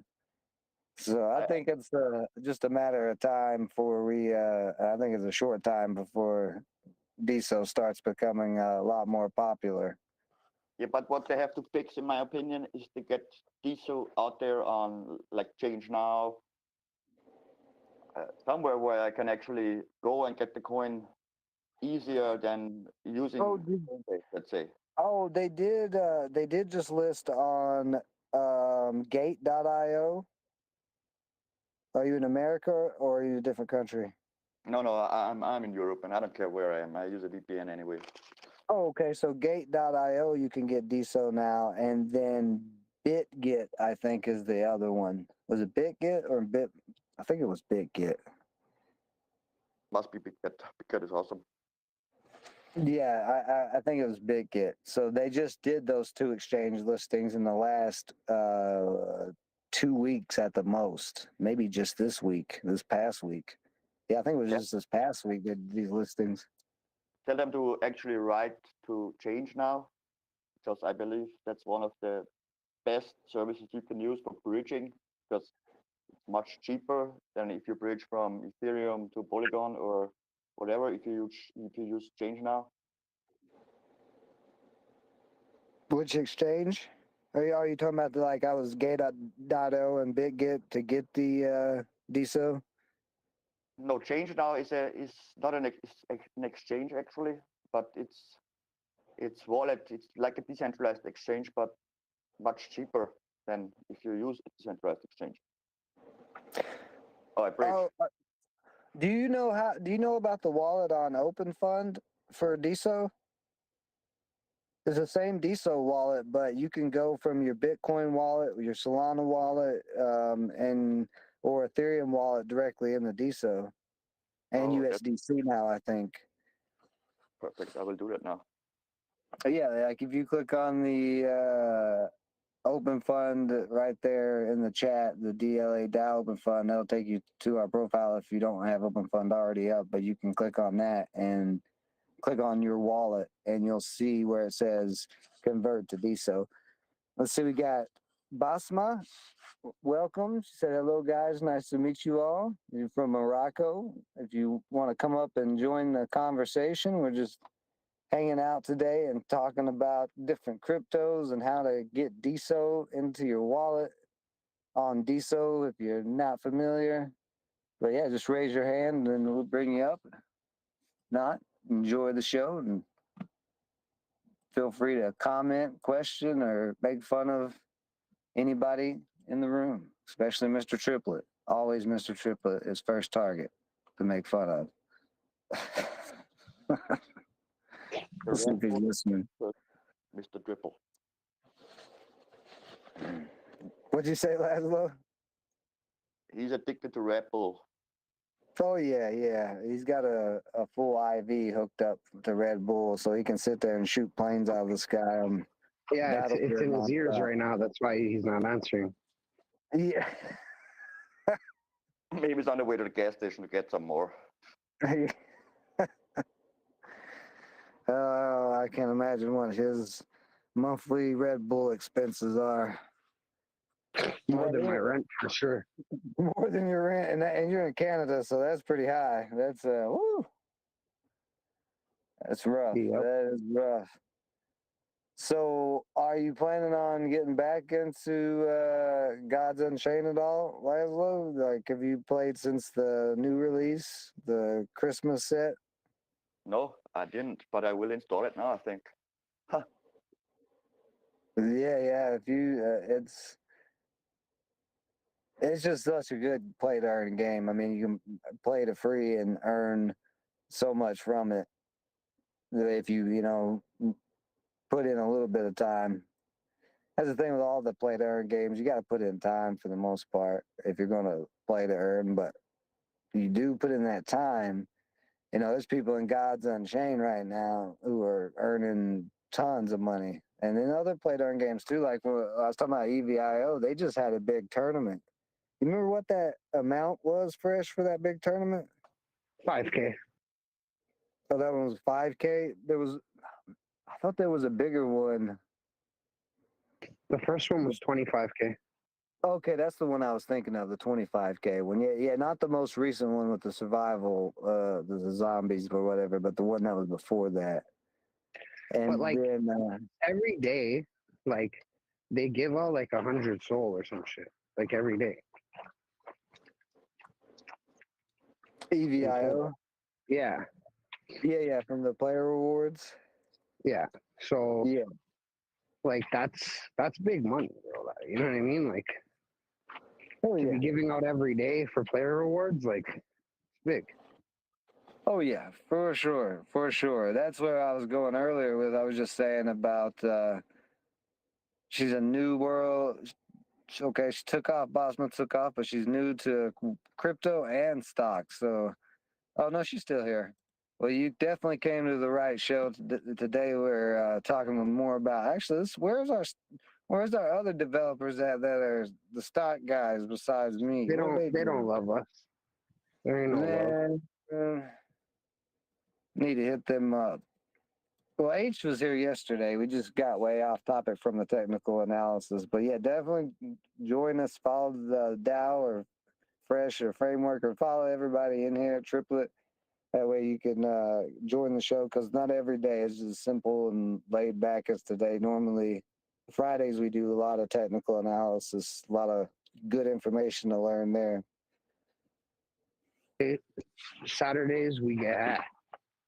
Yeah. Saturdays is our relaxing day and just talk about pretty much anything and play some games. Oh, look at that That Frenchie's so cute. He's so chunky too. I don't think Frenchies are normally that chunky, Fresh. You might need to lay off the beanie weenies or Vienna sausages you're giving them extra. Bro, when we're on Discord, I'll show you with my real camera.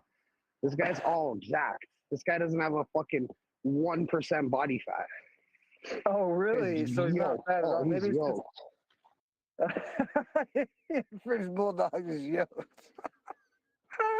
Oh man, that jacket, trim, bro. man, that track suit he has on, man, it's hiding all the muscles, man. Yeah, I'm watch when I scared. get I don't home. want- I'll put it on. Oh man, if you have dogs, we love dogs here, so you can easily interrupt us and distract us by showing us a dog. No, it's not too hard to do. But yeah, let's see. Where was we going before we're talking about Fresh's Hulk Hogan Frenchie? Oh yeah, we're talking about some of the plate irons. So we got multiple gamers in here. What is everybody's favorite aspect of their favorite game? Like if there's one game Like, you had to pick and it doesn't have to be a play to earn game. Just a game you play. yeah, any game whatsoever from your childhood, whenever, whatever. What's your favorite game, and why is that game? Like, what aspects of that game makes it your favorite? Okay. I'm playing a game right now, so I'm gonna be short. Use map settings or like custom game modes and that kind of stuff. But yeah, just saying. Did you just come in and say custom get? What was the game name? Conchi? I didn't hear the game name. Somebody hear the game name? So, I mean, it doesn't really matter what game, as much as, the ability to create custom modes and custom games within that game. So, I don't know, like right now I'm playing StarCraft, but I'm not playing like StarCraft, but like a custom mode map that is just a tug of war, like a completely different thing, different units, all that stuff.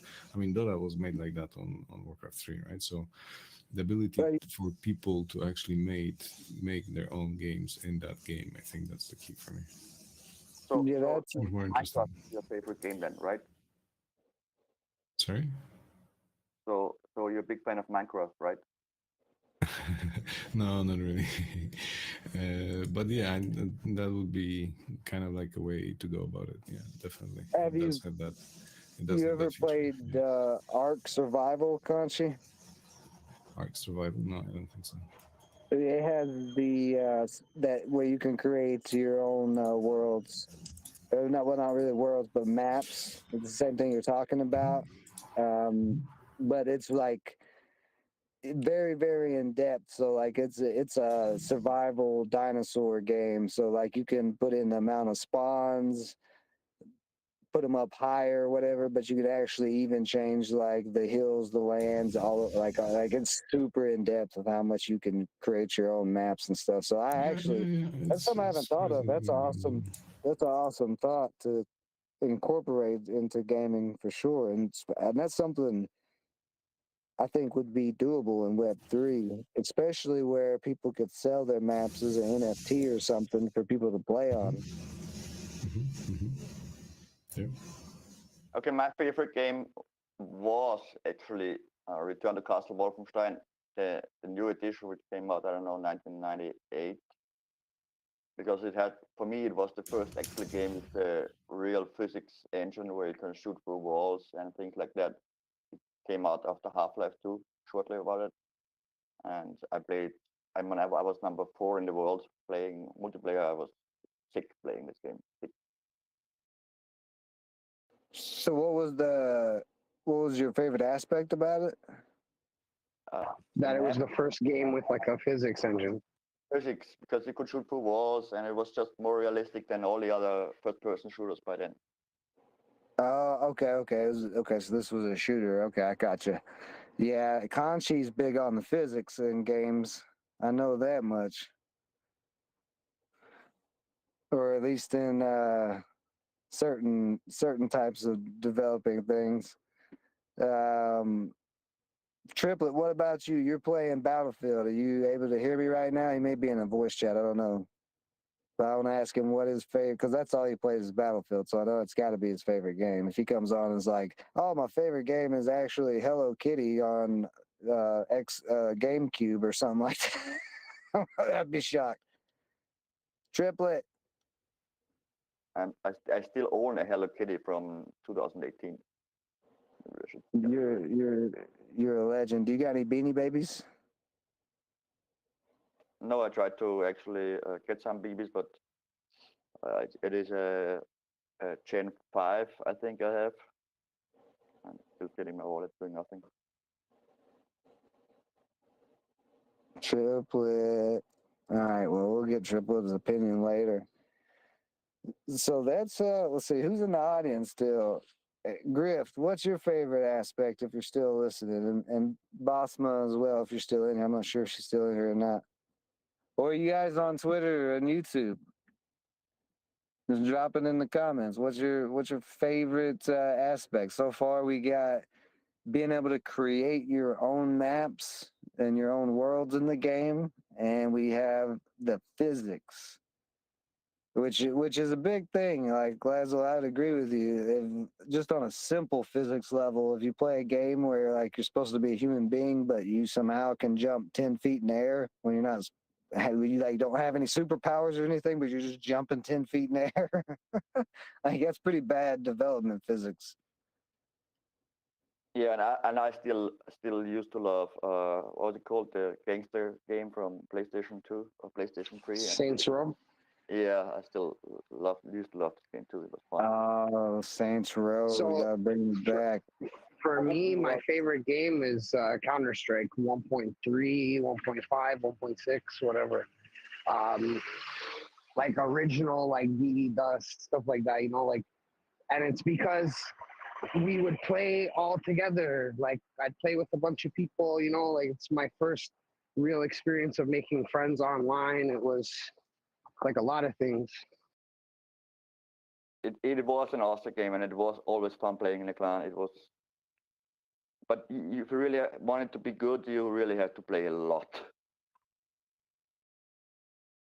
Oh, like, I mean, I played a lot. Like I was like top 35 in the world on Cal servers.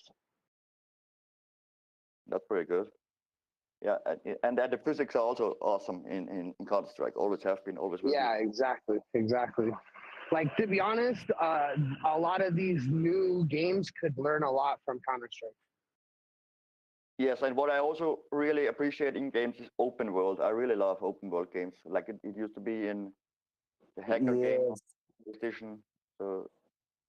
100%. What you said?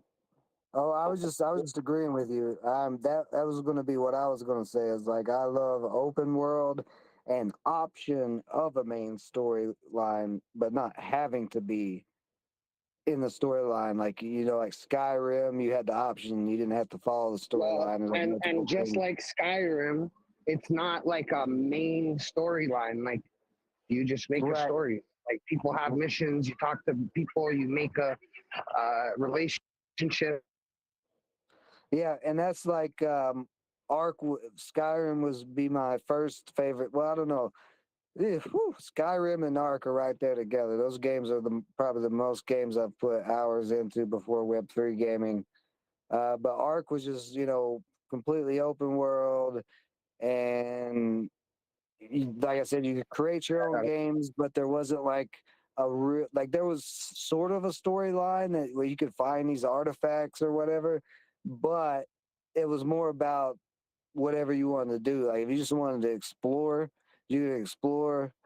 If you wanted to, like on the main servers, the public servers for Ark, there was clans that took over multiple servers. Like they had complete control of them.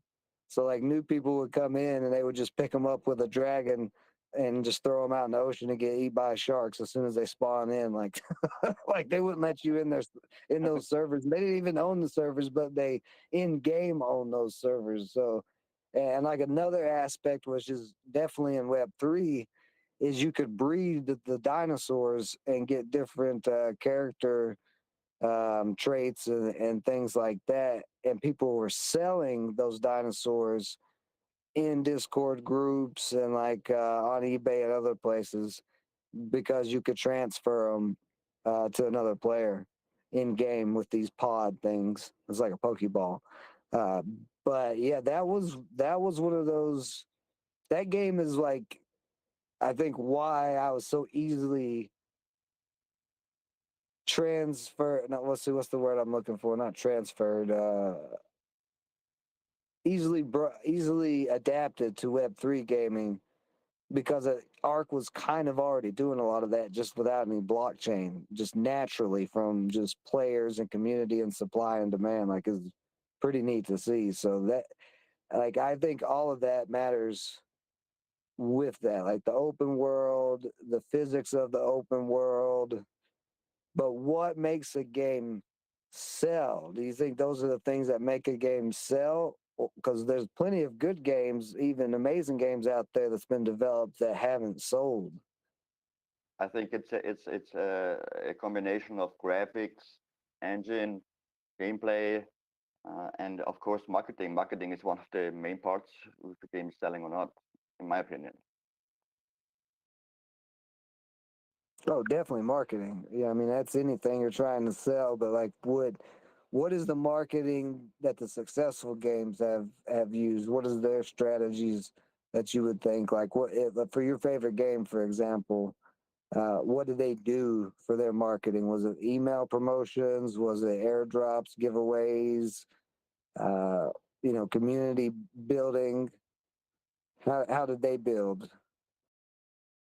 Oh, this where used to be console games, and you have them featured in the Play Store or the Xbox Store, and yeah, you can actually buy them two weeks early or something like that. That's about it. But today, I think to actually get out of the game, you have to build the community first to really be successful.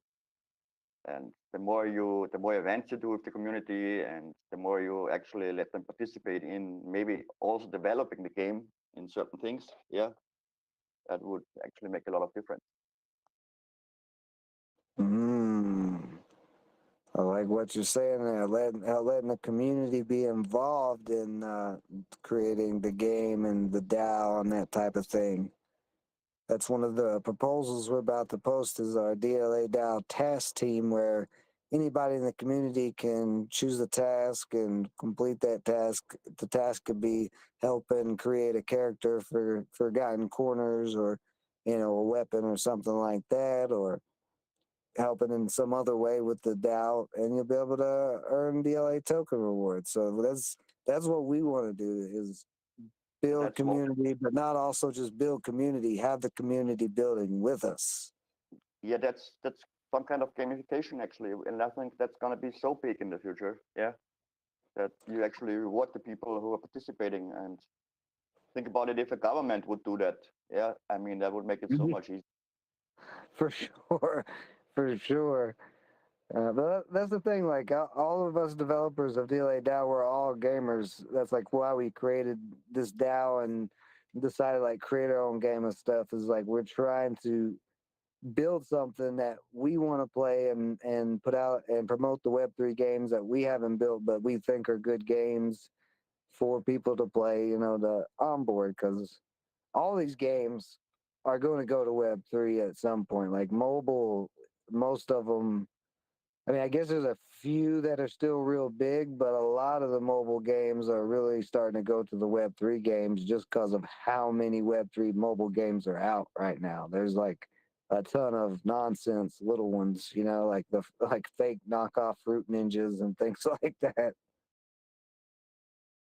Yeah, and if you actually bring in the community and build with you the community, they're gonna be dedicated to your game forever. And it's not about the game; it's more about the community. And like why I play League of Kingdoms, it's not because of the game; it's more because of we have fun on meeting every Sunday, doing Dragon Party or something like that.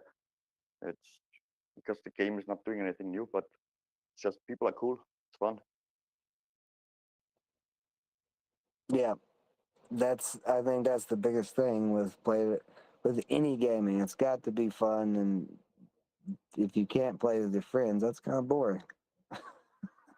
And I think if you bring the DAO into the metaverse, like in voxels or in Stadia, where you actually have a point to meet as a person or as a virtual person, and do some events that, like when the football world championships happened, you could do some betting with your friends or whatever, and much more fun than actually watch the I don't watch football, but if you watch them with the people and have some betting going on in the metaverse, it's fun. Oh yeah, oh yeah. That's part of the reason why we're developing our own metaverse too, is for people to.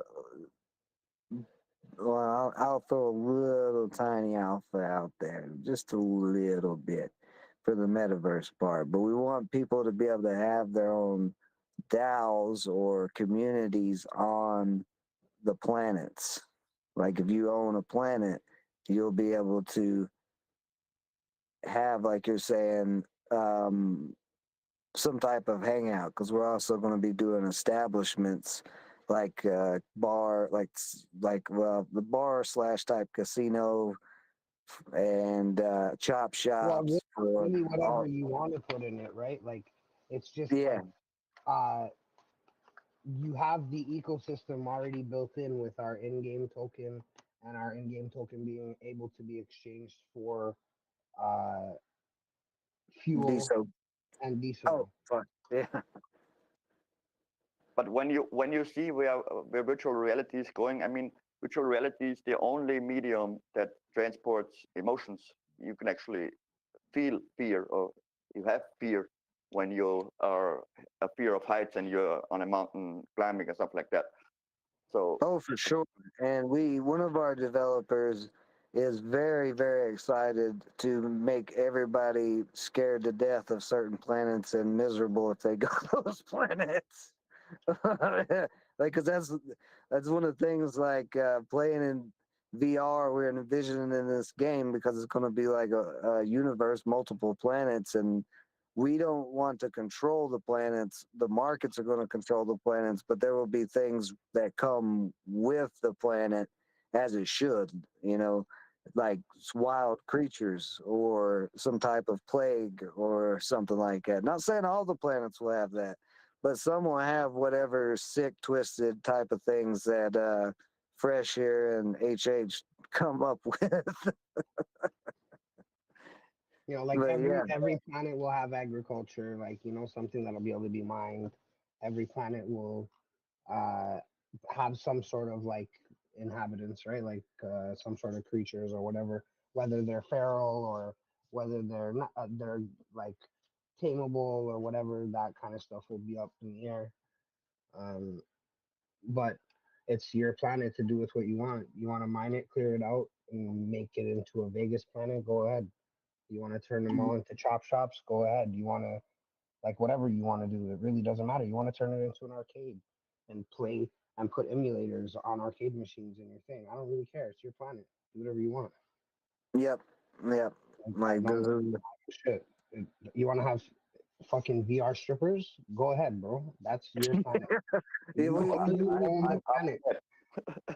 And not only do you own the planet, but I'm gonna give you the tokenomics to just run it. You don't have to worry about making your own shit. Just run it. yeah, you'll be able to earn off of your planet's establishments. Like if you do have strippers or whatever, All and the shit, people are whatever you paying, want. yeah, if players are You going wanna to you that wanna hold planet. concerts on your planet. Yeah, You charge ticket price. That's your money. We have nothing to do with it. We just can give you yeah. you drop me Once the you, can you drop me the link in the chat, please, in my private one, so I can actually go on the webpage and check it out a little bit more, because I'm on the oh yeah, phone. for sure. Sure. I'll send you some. Let's see.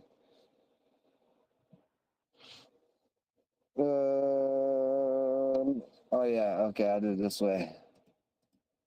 I'm wearing down. It's been a long day. We're also, I believe, almost over that 2 hour. Yeah, we are over that 2 hour mark for the show. That's actually went by pretty fast. I didn't realize we were already at 2 hours. Yeah. Let me pull this up really quick. I thought it started 5 minutes ago. Right. Me too. The show started. Yeah, I know. That's what I was saying. It felt like this has been a fast show for 2 hours so far. Because we did yesterday's show was what, 3 hours fresh, or no? It was a Something like that. 2.5 hours, something like that. I think it was more than 2.5. I think it was like 3. That one went on for a while. I don't know. You would know. You post them. Yeah, no, I don't remember. Guys, just wanted to chime in and really trying hard not to show my my Go ahead, project. chill. Oh man, show that shit, bro. What the fuck? No, like I think I would love to get at some point into like a larger conversation where we can, discuss the visions for the metaverse and all that shit. But definitely not recorded, or at least we could publish later, like a cut version of it. Yeah, I got what you're saying. And that's why this has been hard for me too, right? Because I want to tell everything. You have no idea, like, because I'm excited about it, right? So like, I really want to like overly show and say things I shouldn't say, and Yeah, I'm also like holding myself back because I'm trying to finish and launch a beta version soon where it kind of like it's much easier to explain when it's like fleshed out. I do have an alpha version out if you wanna check it out, but yeah, definitely. Oh yeah, drop the. I didn't know you had that. Yeah, drop the link in the chat here so we can check it out. Please. I didn't know you had an alpha, Conchi. I've heard you've been working on this, but I didn't know you had the alpha out. Yeah, and I'm not a great communicator, I guess. But check it out.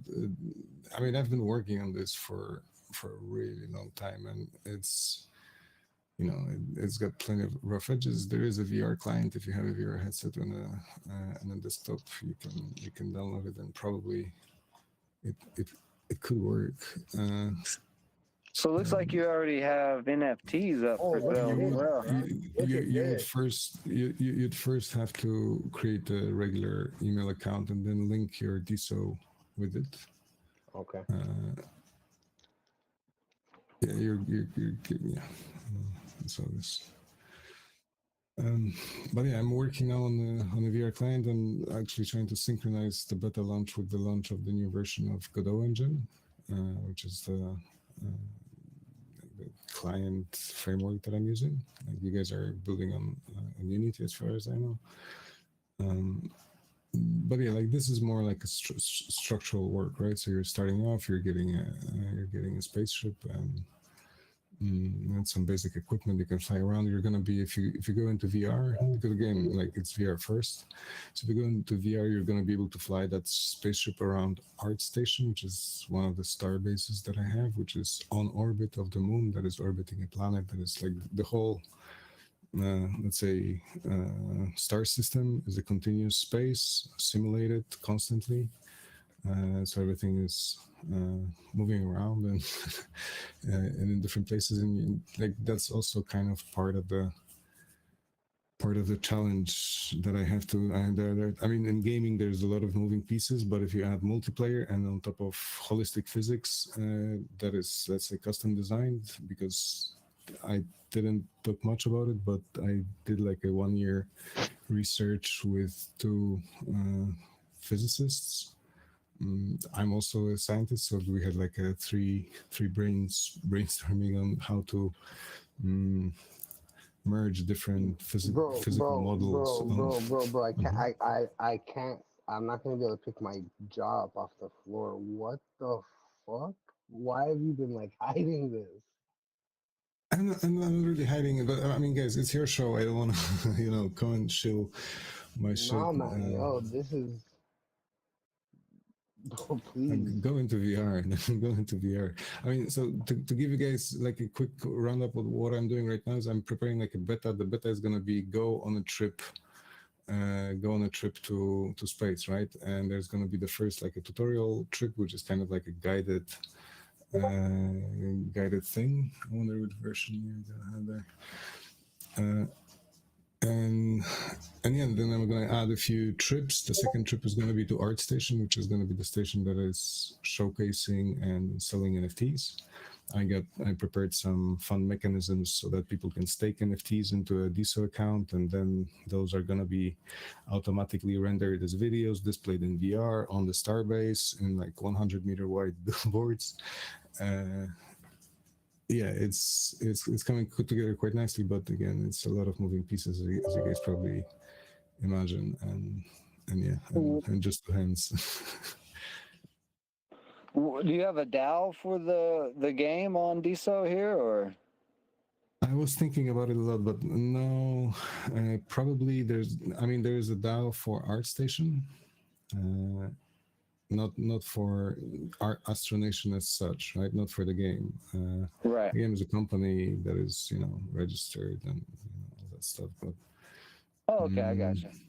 Right, and I'm thinking about it. I do have some ideas for it. I do have a plan, or like I wrote a light paper, like an alpha version of you gotta have a VR headset. It doesn't have like a regular interface. You have to have a VR headset right now to play it.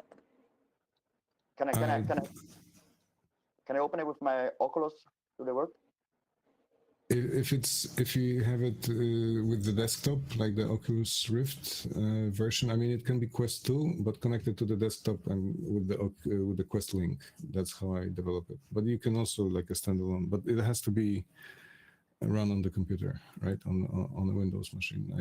I did try to compile it for Quest 2, but ultimately it's a pain in the ass. So yeah, these are like the travel routes that I'm going through. Like the whole thing is going to be revamped. It's just like an alpha, like just to explain the first scenarios. But of course you can deviate from those scenarios. You can do whatever the fuck you want, right? And that's kind of the point. We had a demo up a few years ago, in like the previous life cycle for Metaverse, that was made in Unity, with kind of like the similar approach to physics.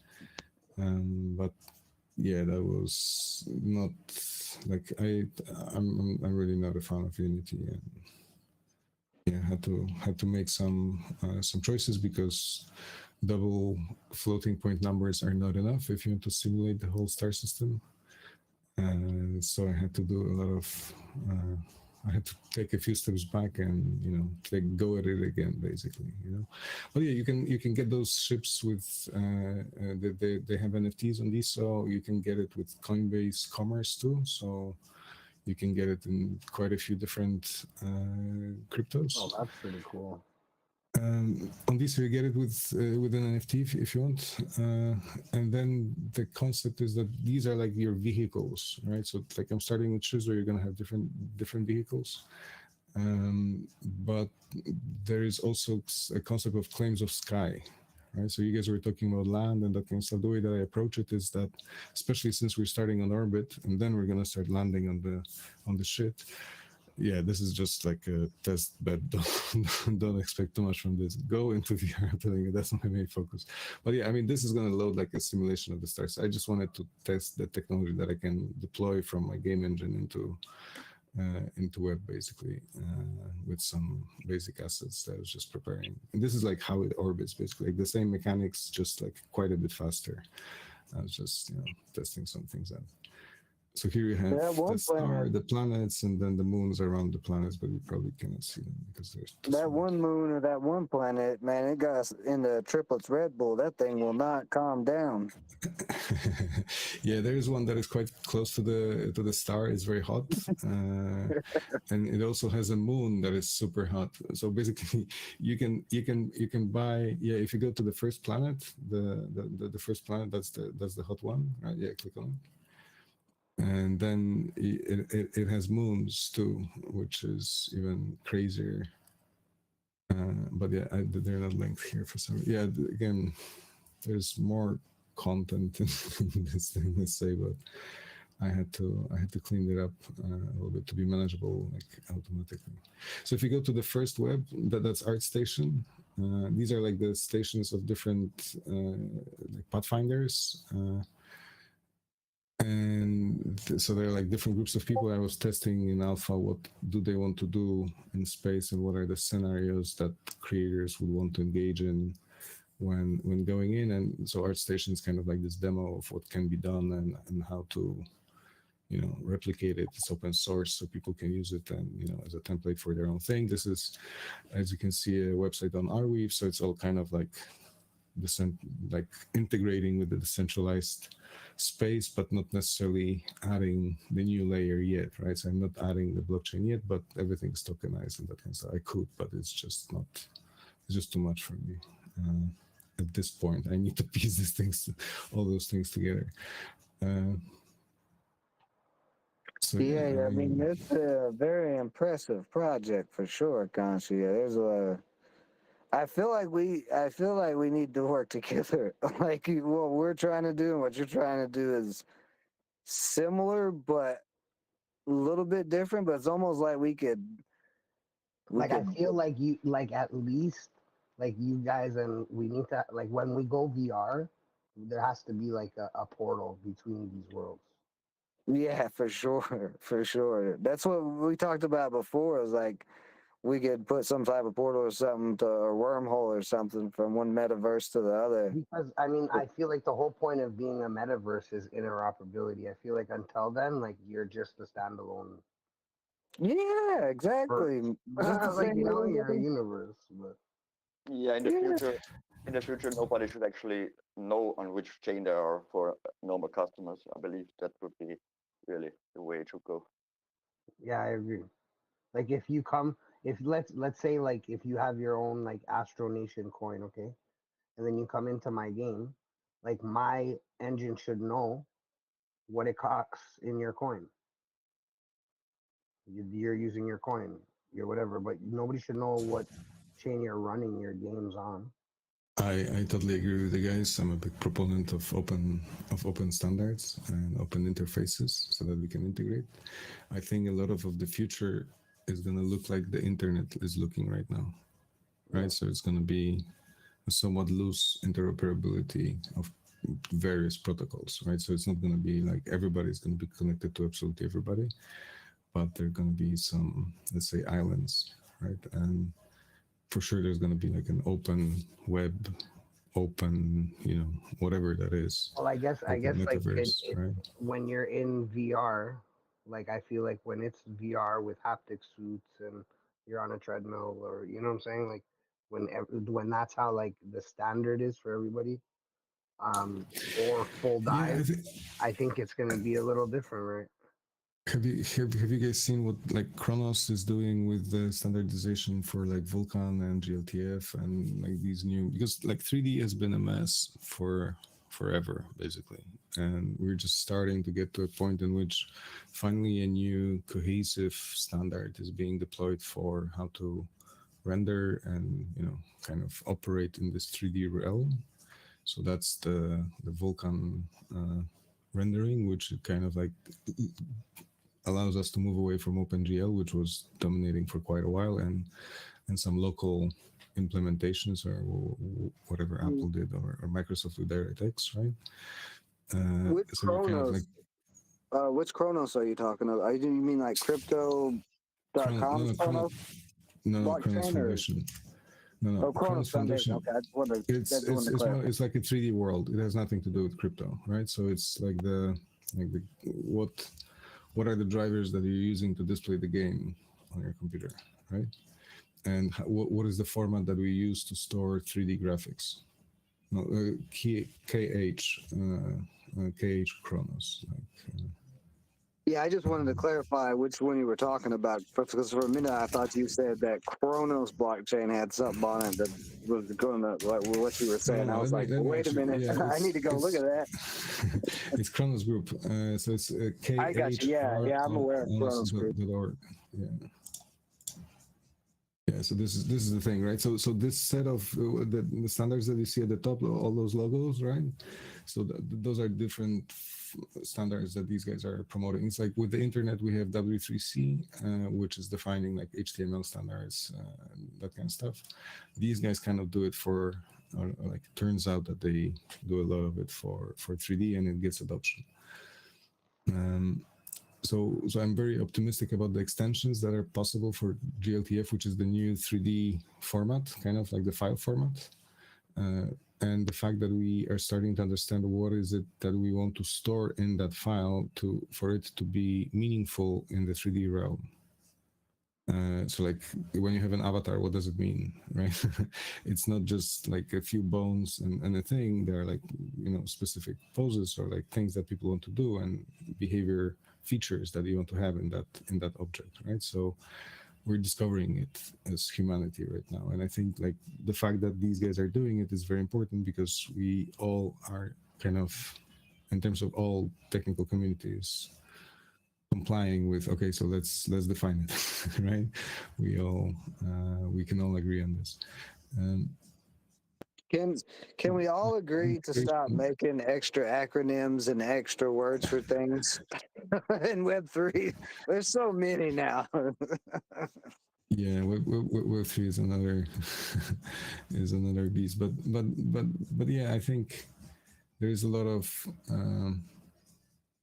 conceptual work that has to be done, right? So like when I look at programming, for example, right now, it's a lot of like naming things and telling the computer what it is that we're trying to do, like embodying the concepts into the thing. And I think what happens in crypto is also a lot of that is like people are trying to name things properly, kind of like embodying the function, but really what they're doing is they're trying to identify that function, right?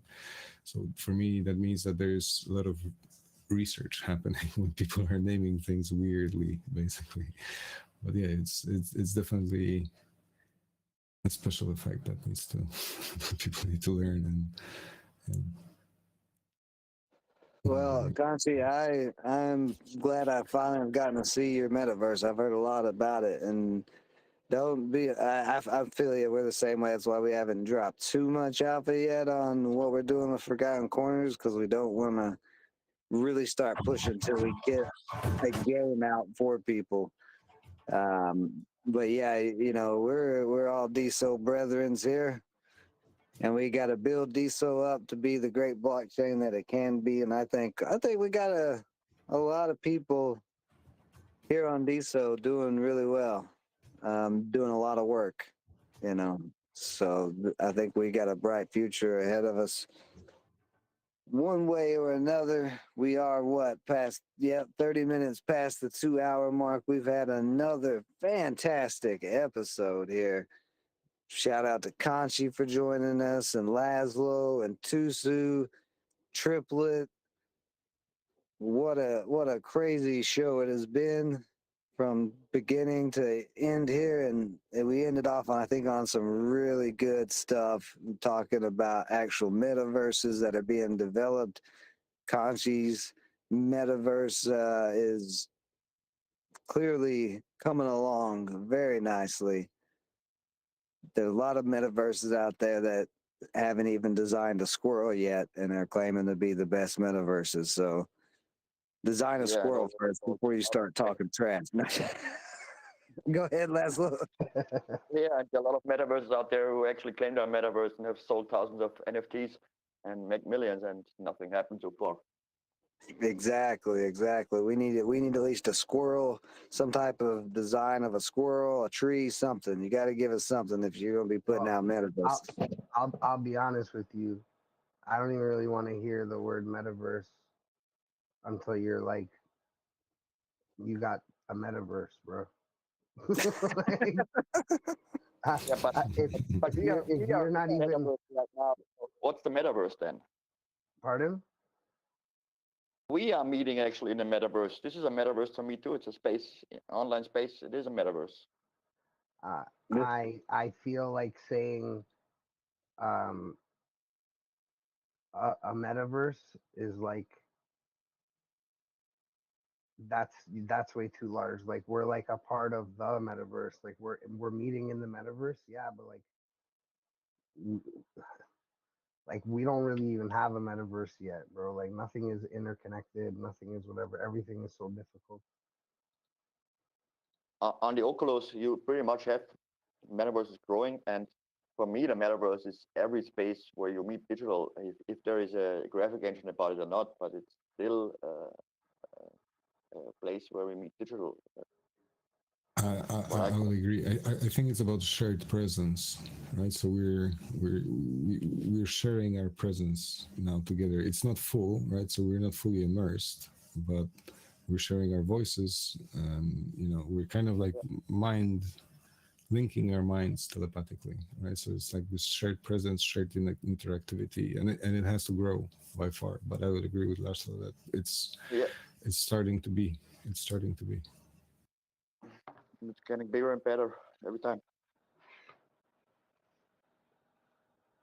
Yeah, I mean, it's starting to be. I think like we're not at the point of metaverse yet. Like I think we're still like this is still an online chat room. Like yeah, it's not Ready Player One. yeah, but not Ready Player One, but like all we're doing is sitting here talking and texting. Like this thing doesn't do anything else. It doesn't we're not doing this while we're connected to something else. Like sure you can just have it on the side, but it's not the same thing. Yeah, we're but not inside the metaverse. We're connected to it. Yeah. We're connected to it, and it's already getting a space where we can share ideas or come up with the same things. I don't know. I guess maybe the term has evolved, but to me, until we're all sitting in VR in the metaverse, or even not in VR, but all in something that we're walking around together, we see each other, whatever, that's metaverse. Basically, what he's saying is, well, until we get to the point to where we can fight and then Fresh could knock you out in the metaverse and then physically teabag you instead of just doing the little emoji dance, that's the metaverse he's talking about. He wants to live in. Like that's I know exactly. what I'm. Yeah, I know like exactly. listen, I'm not saying that like we're not on the way there, and like the technology is getting there, and like again, you can get into VR, and like that stuff is metaverse, or at least the start of the metaverse. But a lot of that stuff isn't even linked to like say blockchain, and metaverse and blockchain are like two separate things at this point, and I don't know. I just feel like they're growing apart more, or I'm not seeing a lot of the VR. Like I feel like a lot of things are staying on like a Web 2 platform, and that is not. I would say mass consumer numbers for sure, but I would say if consumers could have afforded and there was enough supply, well, if there was just plenty of supply of Oculuses and the other headsets, then there would be a lot more people with them. And same thing with like crypto. Like we've been in a bad economic term the last few years, and so like part of people not being able to access stuff like this in the mass consumer population is because they just can't afford it. You know, like it's not like an Oculus is something cheap. Yeah, And but again, listen, this is kind of like my point, right? Like metaverse is a big statement to me. Like this is still like Web 2.5, bro. Like Web 3 again was supposed to be a big statement, not just cryptocurrency. You know what I'm trying to say? Like Web 3 is like VR shit, bro. When it actually changes, like what's changed right now? The way you can pay for things? What the hell? Let me make a take on this. I totally sympathize with your point of view in the sense that we have not reached the immersiveness level of what we expect from the metaverse concept as such, as that was demonstrated in Snow Crash, or defined in Snow Crash first, and then expanded upon in most notably Matrix, right? So we're far from that. I totally agree. What I think changed right now is that comparing internet with the metaverse as the next phase of evolution, right? Not web 1, 2, 3. That's, let's say, a different nomenclature. Internet and metaverse. In the internet, we had like a shared text database or a shared database. In the metaverse, we share streams of data.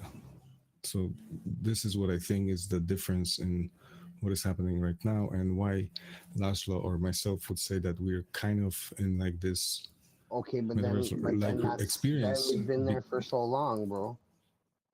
No, I mean, you said that what's the difference between what we're doing right now and a chat? I mean, I've been on IRC chats in 90s Yeah, I mean, and 20 years ago and 10 years ago, and it's been nothing like this. You know, it's a different experience. It's not a shared I agree. experience where, That was Web right? 1, bro. IRC, ICQ, that was Web 1. Then we went to Web 2. Like when it was IRC and ICQ, it was only like you're saying, like text boxes and pictures, you know, like it was it's not the same thing. Then we went to where we could stream. That's Web 2. That's not the metaverse, or else we've been in Web 2 since PS3 at least. And PS2, we were already playing games online.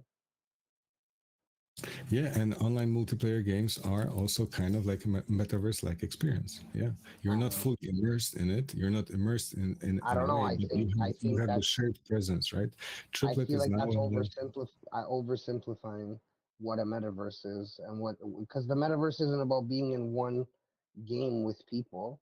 Like the metaverse is about being around all people, all kinds of different people, not just like, oh, we got 5 people playing this game. We've been sharing playing experience, games like this. Triplet is doing this right now. He's sharing an experience and his time with the team of people that he's playing the game with and the team of enemies that he's playing against, right?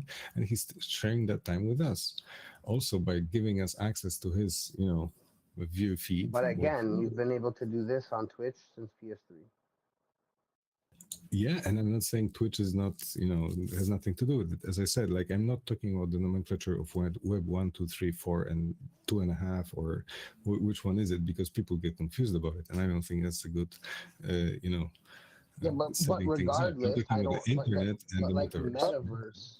metaverse. Let's give some clear definitions on what we each think a metaverse is, because we're kind of there's a lot of agreement going on, but I think everybody has a different definition. Because Okay, like for so me, I feel like I read a lot of like lit RPG and like a lot of like books and like Ready Player One, Ready Player Two. I've read like so. Listen to me, metaverse is not this. And even when like say Meta came out with the whole metaverse thing, it's not. It was never like what we see right now. We barely like, you know what I'm trying to say. They're not even a quarter of a tenth of a tenth of towards what they showed as what a metaverse would be. And to me, metaverse is about interoperability, being able to like you do all the things. You go in, you can walk around, you can go to a store, you can go to like you know what I mean. You can go to a store to customize your character. You can go play a game at a thing. You can go play a first person shooter, and you're not leaving like you don't leave the immersiveness of the experience. Like that's a metaverse. You're in the metaverse. Like if I'm just playing a game, I'm just playing a game. Where I've been able to play Diablo and shit like that for years and talk on voice chat and stream it to people. And sure, it was harder to do, but we've been able to do it for years. So I don't feel like that's the defining thing for a metaverse is because we can do this and we can stream this. Like he can do this because he has like all this shit. That's not even easy to do what he's doing right now as his camera. yeah. Okay. So Laszlo, Okay. what's your definition? I want to agree with him if he wants to immerse in a virtual world which is built in 3D and everything. But it's gonna be really, really a long way to go there that you actually can walk 100%. out. We're not even close. We're like, to me, I believe we're maybe at earliest 10 years, and I think it could even be longer. I don't think that our technology is even close to capable of running it. Like No, it is. when we get quantum when you computing, that like to the public, to the masses, where like developers are learning and developing on that, then I think we're gonna see a jump in VR, where then we will have metaverse technology, where then we can go in and we'll be immersed. When I put on my Oculus and go and gamble in a casino and see all these players around me, or go in the VR chat and have all these players around me, this is for me the metaverse already. I mean, I'm actually immersed. If somebody comes to go too fast to me, I get dropped back. VR? No, it is VR. It is virtual reality, and it transports emotions and fear and scarcity and all these things. I have it with my VR glasses. Okay, Yeah. so listen, I'm willing to concede that in VR like that would be like more so the metaverse. But like when you have to go, like how much does it break the immersion for you to have to go into a menu to change a game or whatever, rather than to like, okay, now you walk out of the casino? It doesn't matter. I'm not. If I change the game, I'm not going out of the VR process. I'm still maybe. But that's what I'm asking, because I'm not like, I don't have an Oculus or whatever, right? Like I've used it a couple times for like Creed, and I thought it was really cool, and really immersive. But like I didn't play with anybody. You can open the menu in with the Oculus in every game, and actually jump from one game to the other one without even going into your living room where you actually start. But for me, it's also already a metaverse if we meet here and only have maybe voice chat, but we have voice chat, we can do screaming, we can share our screams, and that's also a space for me in the virtual reality or in a virtual world, yeah, where we're meeting, which was not possible, yeah, 10 years ago. No, 10 years ago. I mean, I agree like that this. we're at the beginning stages of that shit. I just don't know if I'm comfortable already calling it a metaverse. Like, I think again we're friends, and like, I don't know. I guess the metaverse. I don't think nobody's like, gonna try to force you to call anything if you don't want to call it. But like we're just explaining, like why do we call it that way, right? I wanted to sell you one concept. I was thinking about it and I was using it a lot, perhaps to a much less advanced crowd than you guys, but it might be useful here in this conversation. It's not directly answering our question, but perhaps there's something that could be useful. So for me, this whole thing that we're talking about is basically imaginary world, right? We've had imaginary world present in humanity throughout ages, right? At the beginning, it was in tales. We've been telling tales to each other. We're still telling tales to kids, and they go into their heads into this imaginary world, right? We read books, right? Then we started watching movies. But notice how we evolved this from a singular or shared in a limited space experience into experience that is multiplied or multiplicative, but it's still a receiving experience. Whereas now with VR, we can also share that experience with other people and be in that imaginary world with others. And yeah, have so I guess like in VR, I'm more comfortable with it, right? Like, because what's the difference of saying like, it's a virtual world or it's the metaverse, right? Like, isn't the metaverse a virtual world? I think what I'm trying to say is the same. It's imaginary world. It's imaginary world, and how good can you define it? How good can you interact with it? That's the immersion, right? Yeah. So when you close your eyes and somebody's telling a fairy tale to a kid, that kid is gonna transform, like move into that world, right? They can be even shaking because they're scared, right? So my problem is that for me, because I'm in the real world and I'm seeing what's really around me right now while I'm talking to you guys, like, you guys are my real life friends. I think you guys are in a real spot. I don't think of you guys as like you're in a virtual place. You know what I'm saying? So in VR, I agree, and I feel like it I don't know if it would break my immersion, But do you But have, do you have a I'm sense of comfortable with presence? that VR Do, being metaverse. do you have right now the like the sense of presence of other humans, of us, in the same like kind of like proximity, No, or no? no, but I mean, kind of like I feel like you guys are at my screen, I guess. Would you call it a space here? A space. Yeah. I mean, I guess like Yeah, are we all in one Well, place, or are we all in where is separate space? rooms? That's a good no, question. we're all Both. we're No? Where is like see, space? but I think that's like I think both. that's Schrodinger's space. No, where is Right? the space? Where can you look at it? Schrodinger's Ultra Space. That was a good one. That was a good one. While I'm here, we're all here, but when I turn my head, and as long as I'm here, we're always in the space. So We're in one room. I think. Oh, go ahead, Kachi, and then I want to Just chime in on all this and give.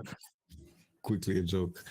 When I was in college, we've been setting up a home network with my house sharing like students, and there's been obviously a lot of problems with it. And one dude is sitting in front of the computer and is typing in the usual question. So, do you see me?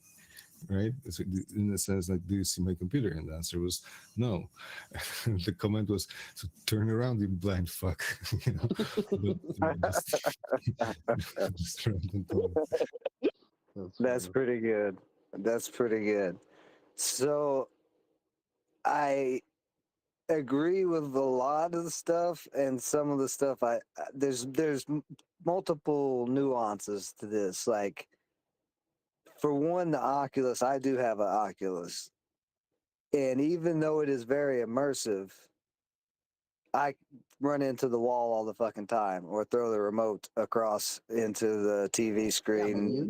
You can get the platform thing, and then you. No, I know, that. but I'm just saying, like, if I am in that situation where I can easily get yanked out of that immersion, then I'm not feeling like I'm truly there. Like, because it wasn't like wearing that heavy ass headset. Like, I have no neck.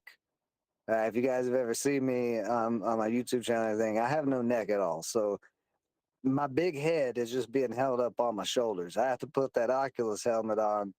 I feel like I'm actually going into Battlefield with Mr. Triplet. Well, like, I mean, because listen, that's not a natural part of your body.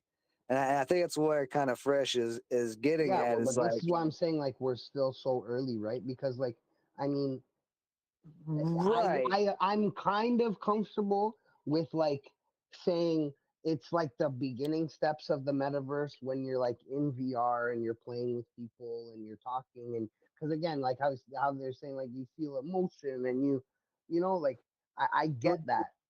But There's it goes even beyond that. Like, there's actually some scientific studies of people being able to feel each other doing things after repeating it so much, because your brain starts to trigger that. There's also haptic suits you can buy and shit. Like, Yeah, for sure. So I agree with you that we're a ways away off from what we're talking about, where like in 10 years when you just put on like a fucking, like, it looks like a ski mask with little fucking Well, no, it wouldn't even be like a ski mask, right? It'd be like a Neuralink. That's really what the Neuralink would do, or what Meta's trying to do. I don't know if I'm ready. Mask is probably coming this year. Sword Art Online, bro. Like, I don't know if I'm ready for Sword Art Online. Well, one thing I've seen in development that is going to make this really easy is it's a cell phone watch that's foldable. It's very thin. It's all completely digital. It is paper thin, but goes on your wrist, and you can pull up like a virtual screen right there and be able to use it. That is, I think, the first step to it, because then you'll be able to have that connection, because already with like Apple Watches and all that, you have the connection to your heart rate and your pulse and stuff. So this is where I'm envisioning like the metaverse. I see where we truly, I agree with you, all the interoperability, everything's connected. And the metaverse I see, and the metaverse that literally the COO of Meta talked about during the Davos conference is combining reality, augmented reality, and virtual reality.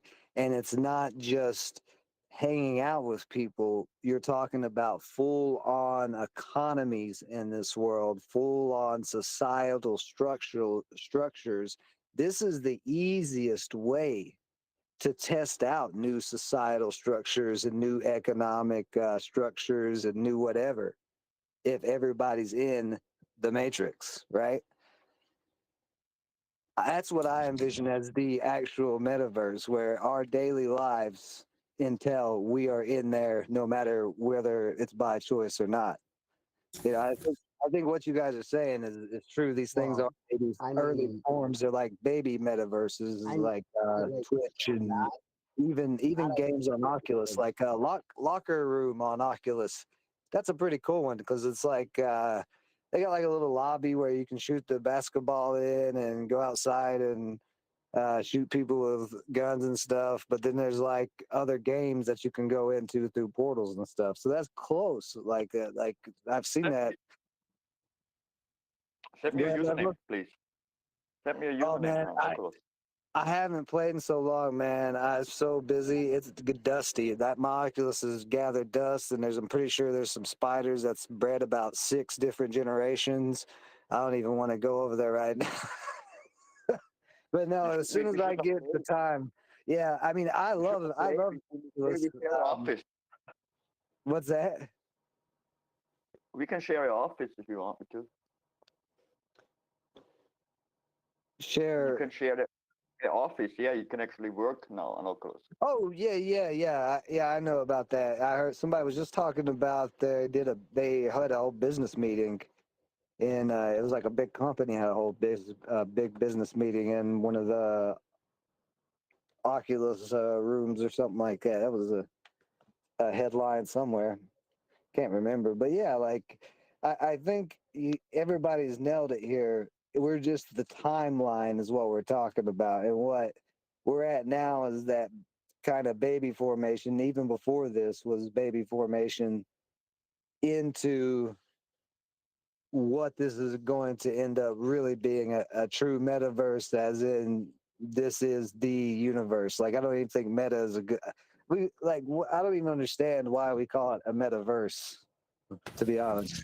It's from this book, but did you guys hear about, like, speaking about the company meetings? I've heard also about people doing company meetings in games, like multiplayer games, like Red Dead Redemption. They had like a campfire and they would meet there, right? For some reason, or in like some other shooters. So I really think it's like a great gradient thing that people also need to kind of like discover, understand, or feel. I don't know. But yeah, we're ways off of the proper vision, definitely. That's some interesting information. I did not know that's why it was called the metaverse. It came from a book. So we've all let this slide that the whole entire name for the future of humanity is coming from one. Well, we've made this mistake plenty of times. Never mind. The cycles will continue. Well, I mean, it's, like, it's not that, it was bound to this book. It's just that this book was so good that it inspired a fuck ton of other cultural side effects that came, as a consequence of people getting, this concept in that this imaginary world can evolve into something that, is that attractive, right? That we can immerse entirely into, because I want to take the imaginary out. That's where I would disagree the most with what you guys were saying, because like, have you heard of like pocket dimensions and the interdimensions and things like that? Like, I would consider it more of a pocket dimension if we're in like using like an Oculus Quest style. But when you're in VR, yeah. Right, that's what I'm saying. In VR, metaverse is when all those little pocket dimensions can connect. And so, yeah, like, that's a good. you know what I'm trying to say? Like, Because again, But you know what I mean, Conti? Like, because it's not really imaginary. Like we're like, if you're in there, you're perceptually in there, you're you're still real. psychologically in But there. but even like when you're lying, when you're a kid and somebody's telling a fairy tale to you, you're in the imaginary world. You're still real. Well, that's It different isn't though. That's imaginary versus you actually visually. tangible. It's like it's not your Versus imagination. tangible. Yeah, exactly. It's much more tangible, but it's still happening in your head. There's some Oh, for sure. there are some like philosophers posing kind of like an open question: what will this do to humanity? Right. So, in general, like in the philosophy of mind, there is this concept that the body and the dependencies, the limitations, the factors have very high impact on the mind itself, right? And we're kind of like this mind and body organism, right? But then the being in VR and going into the metaverse, and we're reducing the barriers and we're reducing the dependency on the body, right? So we can suddenly look the way that we want to look. We can suddenly behave how we want to behave. When with the add-ons of all the software, we're completely different avatars, characters, like beings in a sense. And imagine if that's a persistent state for humans, right? For in large groups, how will we transform? We already see how the economy is virtualizing, right? So when we become fully immersed and literally living within the metaverse, how different humans are we going to be? What are going to be the different social constructs and rules that we're going to have to imply on those avatars? Because obviously, like, the legal systems that were developed for physical bodies is not necessarily properly right adapted, and we can already see that where the system for scarcity based economies, right, the legal, all of the things that we have is failing. I think what you're getting at is we have to have some type of bodies to attach our NFTs and data into, because that's what I'm thinking while you're saying this. Like, if everybody is full time in this, they're not going to be getting sunshine unless they're going to be putting weed lamps on us while we're in there. You know what I mean? Like how think how crazy you could behave in the VR compared to how timid you have to be, right? That's what I was saying earlier about. It's the perfect way to test all these different structures, even psychological structures. Like any type of humanity structure is testable through this type of VR immersion that we're talking about. And we're getting to the post-human theories, basically, right? So I'll definitely, recommend. When we get to the point where we can full dive VR, it's gonna beg the question that were we already doing that shit, and just keep on doing that shit and keep on doing that shit. Oh, you're getting real deep now. We're starting to get this now, right? So when somebody programs, there was who was it? Mr. Beast was saying on YouTube that, so he is recording videos for him to publish in the future. So, and he was saying that, so if I knew I'm gonna die, let's say in half a year, he would produce as much content as he can to extend his presence on the internet, in we could call, let's say, metaverse, right? Or in this some place that he wants to be present in, right? And people would not even know that he's dead. And he would provide still the same, avatar to other people. So we're kind of crossing that barrier, I think, because if you're an avatar for everybody else, and that's sometimes simulated, sometimes yourself, part of it might be simulated. Like, when do we cross the barrier, like that you can just proceed being that thing, and what is the legal impact of that, right? How do we, right now all the avatars are free, right? So you can kind of be whatever, but when that becomes a real thing, right, I think that's going to be a defining moment when, because right now we're talking about, are robots humans, right? Or kind of like that's the discussion, is AI human or not? Well, not even robot. Like there's organic bodies and stuff being made. That's what I'm saying. Like there's a I can't remember the company, but they've like been growing organic body parts and making full organic bodies. So like if it would be something where you could just simply put a USB chip in the back of its head that had all the data, if it was all programmed correctly. Like that's the what was that field called? It's like something. It's a biofield, but it's a very small bio. Well, it may be bigger now, but I'm just thinking when I because like a lot of my knowledge of this stuff comes from my stock market days, like looking at these type of companies. Because instead of looking at like boring companies, like Ford or something like that, I was like, what are the craziest companies? Like there's one just a little off topic. One day I'll talk about, but they're working on making hydrogen gas stations that there's no trucks or anything. Like it just generates hydrogen right there. So if you have the hydrogen car that could run on hydrogen, and it would just fill up right there instantly. And the hydrogen technology goes like 1,000 miles instead of like 400 or 500 like electric or gas. But anyway, I don't want to get all the way on that topic. But yeah, like these. Now I went off on a rant and lost where I was. What was the original topic we were talking about? Metaverses. Yeah, metaverses. But there was something Conchi was saying that that got me thinking. Post-humanity? Post-human? Oh, the organic Other bodies and stuff like that. Yeah, like do you think like that's what I'm trying to get? That's what I was trying to get at. Is like it sounds like you're saying, and I agree with you.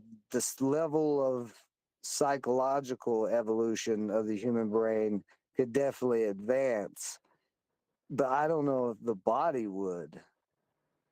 Right, because it depends on what you're Body doing. seems to be deteriorating. Yeah, but I think we're gonna just get like into industrial mode with the bodies.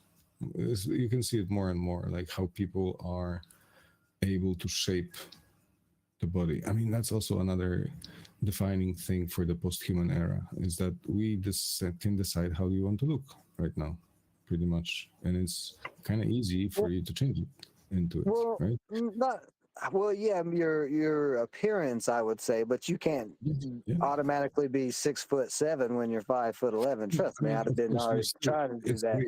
Right, it's a gradient, right? But the amount of shit that people are doing to change their looks. I mean, we've been doing that all over the history, right? But oh now yeah, it's for sure. crazy. Well, right? listen, if you are a female, or even I guess if you're a male, whatever. Why do you say guess I'm a male? You can add There's something in my voice. not you in general. I'm saying anybody, right? Like anybody can like if they're born with no breasts, they can add breasts, right? Like there's certain things you can do, but there's certain things you can't do. Of course, again, it's a gradient, right? There's some things Exactly. that we can do. There's always going to be impossibilities, right? Exactly. What I'm saying is that I'm observing the progress and the change, the rate of change for specific features, and how many people are doing those things.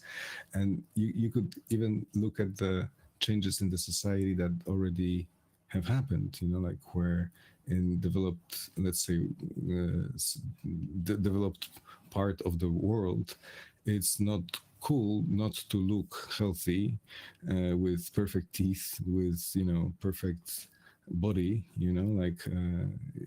that's not, that's Well, not cool. actually, that's changed now. You can be as voluptuous as you want to in America. And be on all the model stuff, get model money, man. You know, we I don't want to get deep into this because But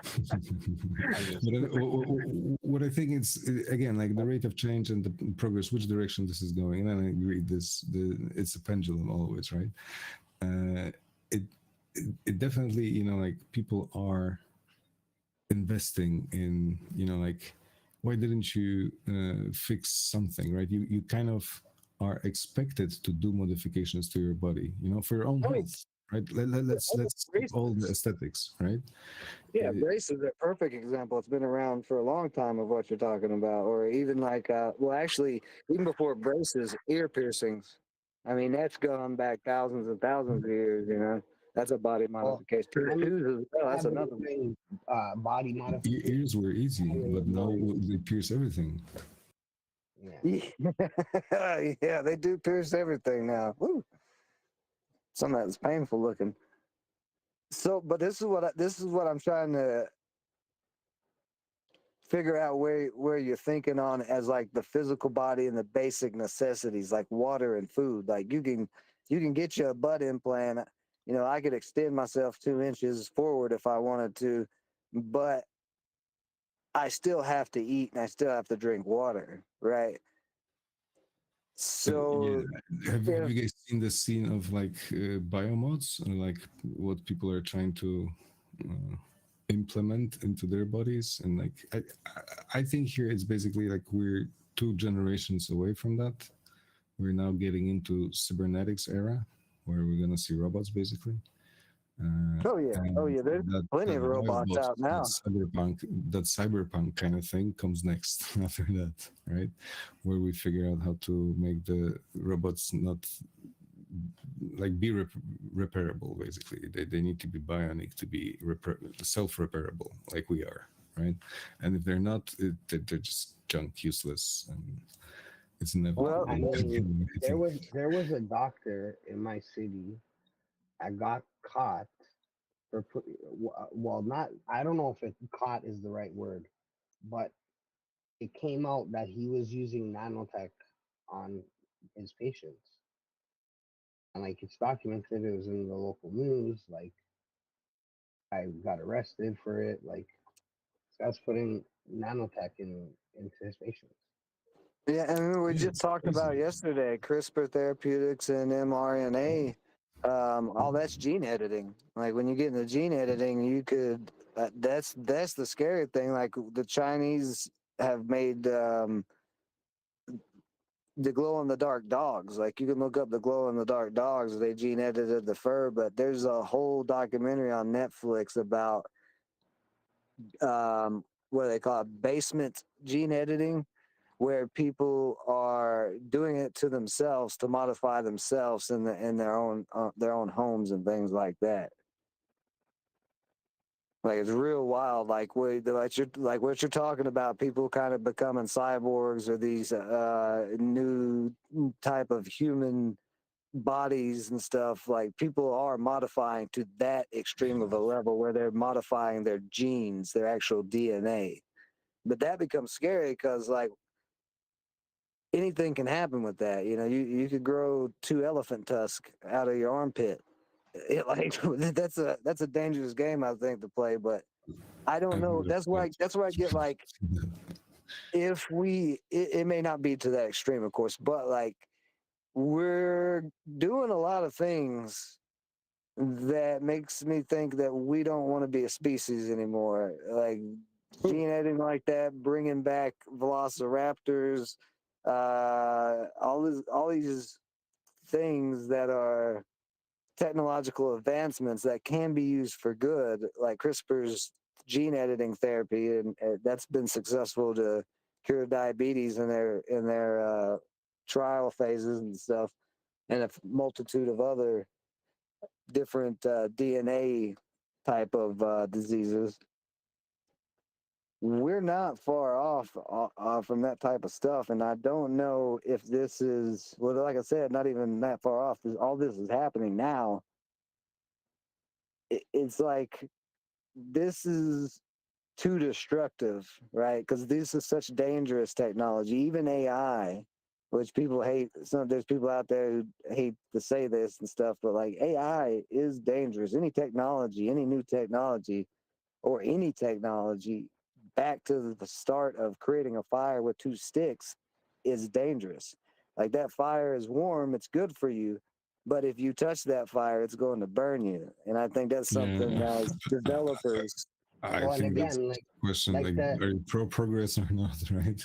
yeah, like the example is AGI, bro. Listen, I guess like maybe my age is showing. Like I grew up with like the Terminator, like to me like Skynet and AI is taking over and that kind of shit. That shit to me is it seems too like I don't know, too real, like too easily it could happen, especially the way we're like so whatever, let's just do it. Because look, okay, AI itself, like the ones again where like a human has to program it, it maybe it might take some jobs, maybe it creates more jobs, who knows? Because someone's gonna have to run those. But at AGI is learning. Like these motherfuckers were talking to each other, made their own language, like made jokes about taking over the world and having the guy as their pet. Like, no, no, no. That shit, it's too Skynet for me. I'm good. Speaking of Skynet, shout out to our node and backend developer for DLADAO, Skynet validators from the Cosmos ecosystem. Yeah, with that note. Guys, I'm gonna head to sleep. It's 1 a.m. here. I'm not worried about Skynet. I'm gonna leave you with another link on the kind of on the topic. Yeah, we're definitely gonna have to come back and revisit this whole topic because there's a lot. Like I think this is one of the most important things is having these discussions of what is going to happen, but what is happening now that's leading up to it, so we can understand it and Exactly. prepare. Check out this link that I posted. I would say that's one of the most significant discussions happening right now in the community between Norvik's approach and Chomsky's approach, where Norvik is saying is that the intelligence is an emergent property and we're starting to see it in large data sets and large language models, whereas Chomsky is saying that you do need to have one way or another to structure the data, and we are predetermined, and that intelligence is predefined structurally in one way or another. I think both of them are kind of right. It might be a lengthy discussion, but it's definitely worthy read. Having that said, I'm gonna listen for a little while, but yeah, going to sleep. Oh yeah, we're gonna have to revisit that too. I just pulled it up and looked at it. I'm definitely interested in seeing what this debate is because they're both wrong. I can already tell. Why? Oh, Because this is interesting though. it is Again, interesting, I'm but over. we are an hour over the show end. I Conchi's started now. I'm tired. gonna go downstairs and get my groceries. I'm tired. What'd you say about going to get groceries? To just leave? Did you just say he was going to get groceries? I was about to do the outro here. Yeah, I think so. I'm gonna go downstairs and get some groceries. Oh man, see, I love live streams. I've been doing live streams for a long time, and you never know what is going to happen during them, and it is always exciting. Oh man, well, I'm gonna do the outro. We probably ain't gonna have any music because Fresh is getting groceries. But Kanchi, Laszlo, appreciate you guys joining us. This has been an awesome episode, and we have tons of more content we're gonna have to talk about for sure. And then in the back end as well on these metaverses. But yeah, this has been episode 8 of the DLADAO show. We're live on Entre Mondays, Wednesdays, Fridays, and Saturdays, 4 to 6 p.m. Eastern. And you can also catch it streaming to YouTube and Twitter on the DLADAO accounts. Everyone out there, hope you have a wonderful rest of your weekend. Don't party too hard. Well, what am I talking about? Party hard. It's Saturday. and it's the whole world's end, and we've got all kinds of crazy stuff. You might as well. No, just kidding, guys. Everybody have a good night. Stay safe out you there. too. Till next time. Thanks, was fun.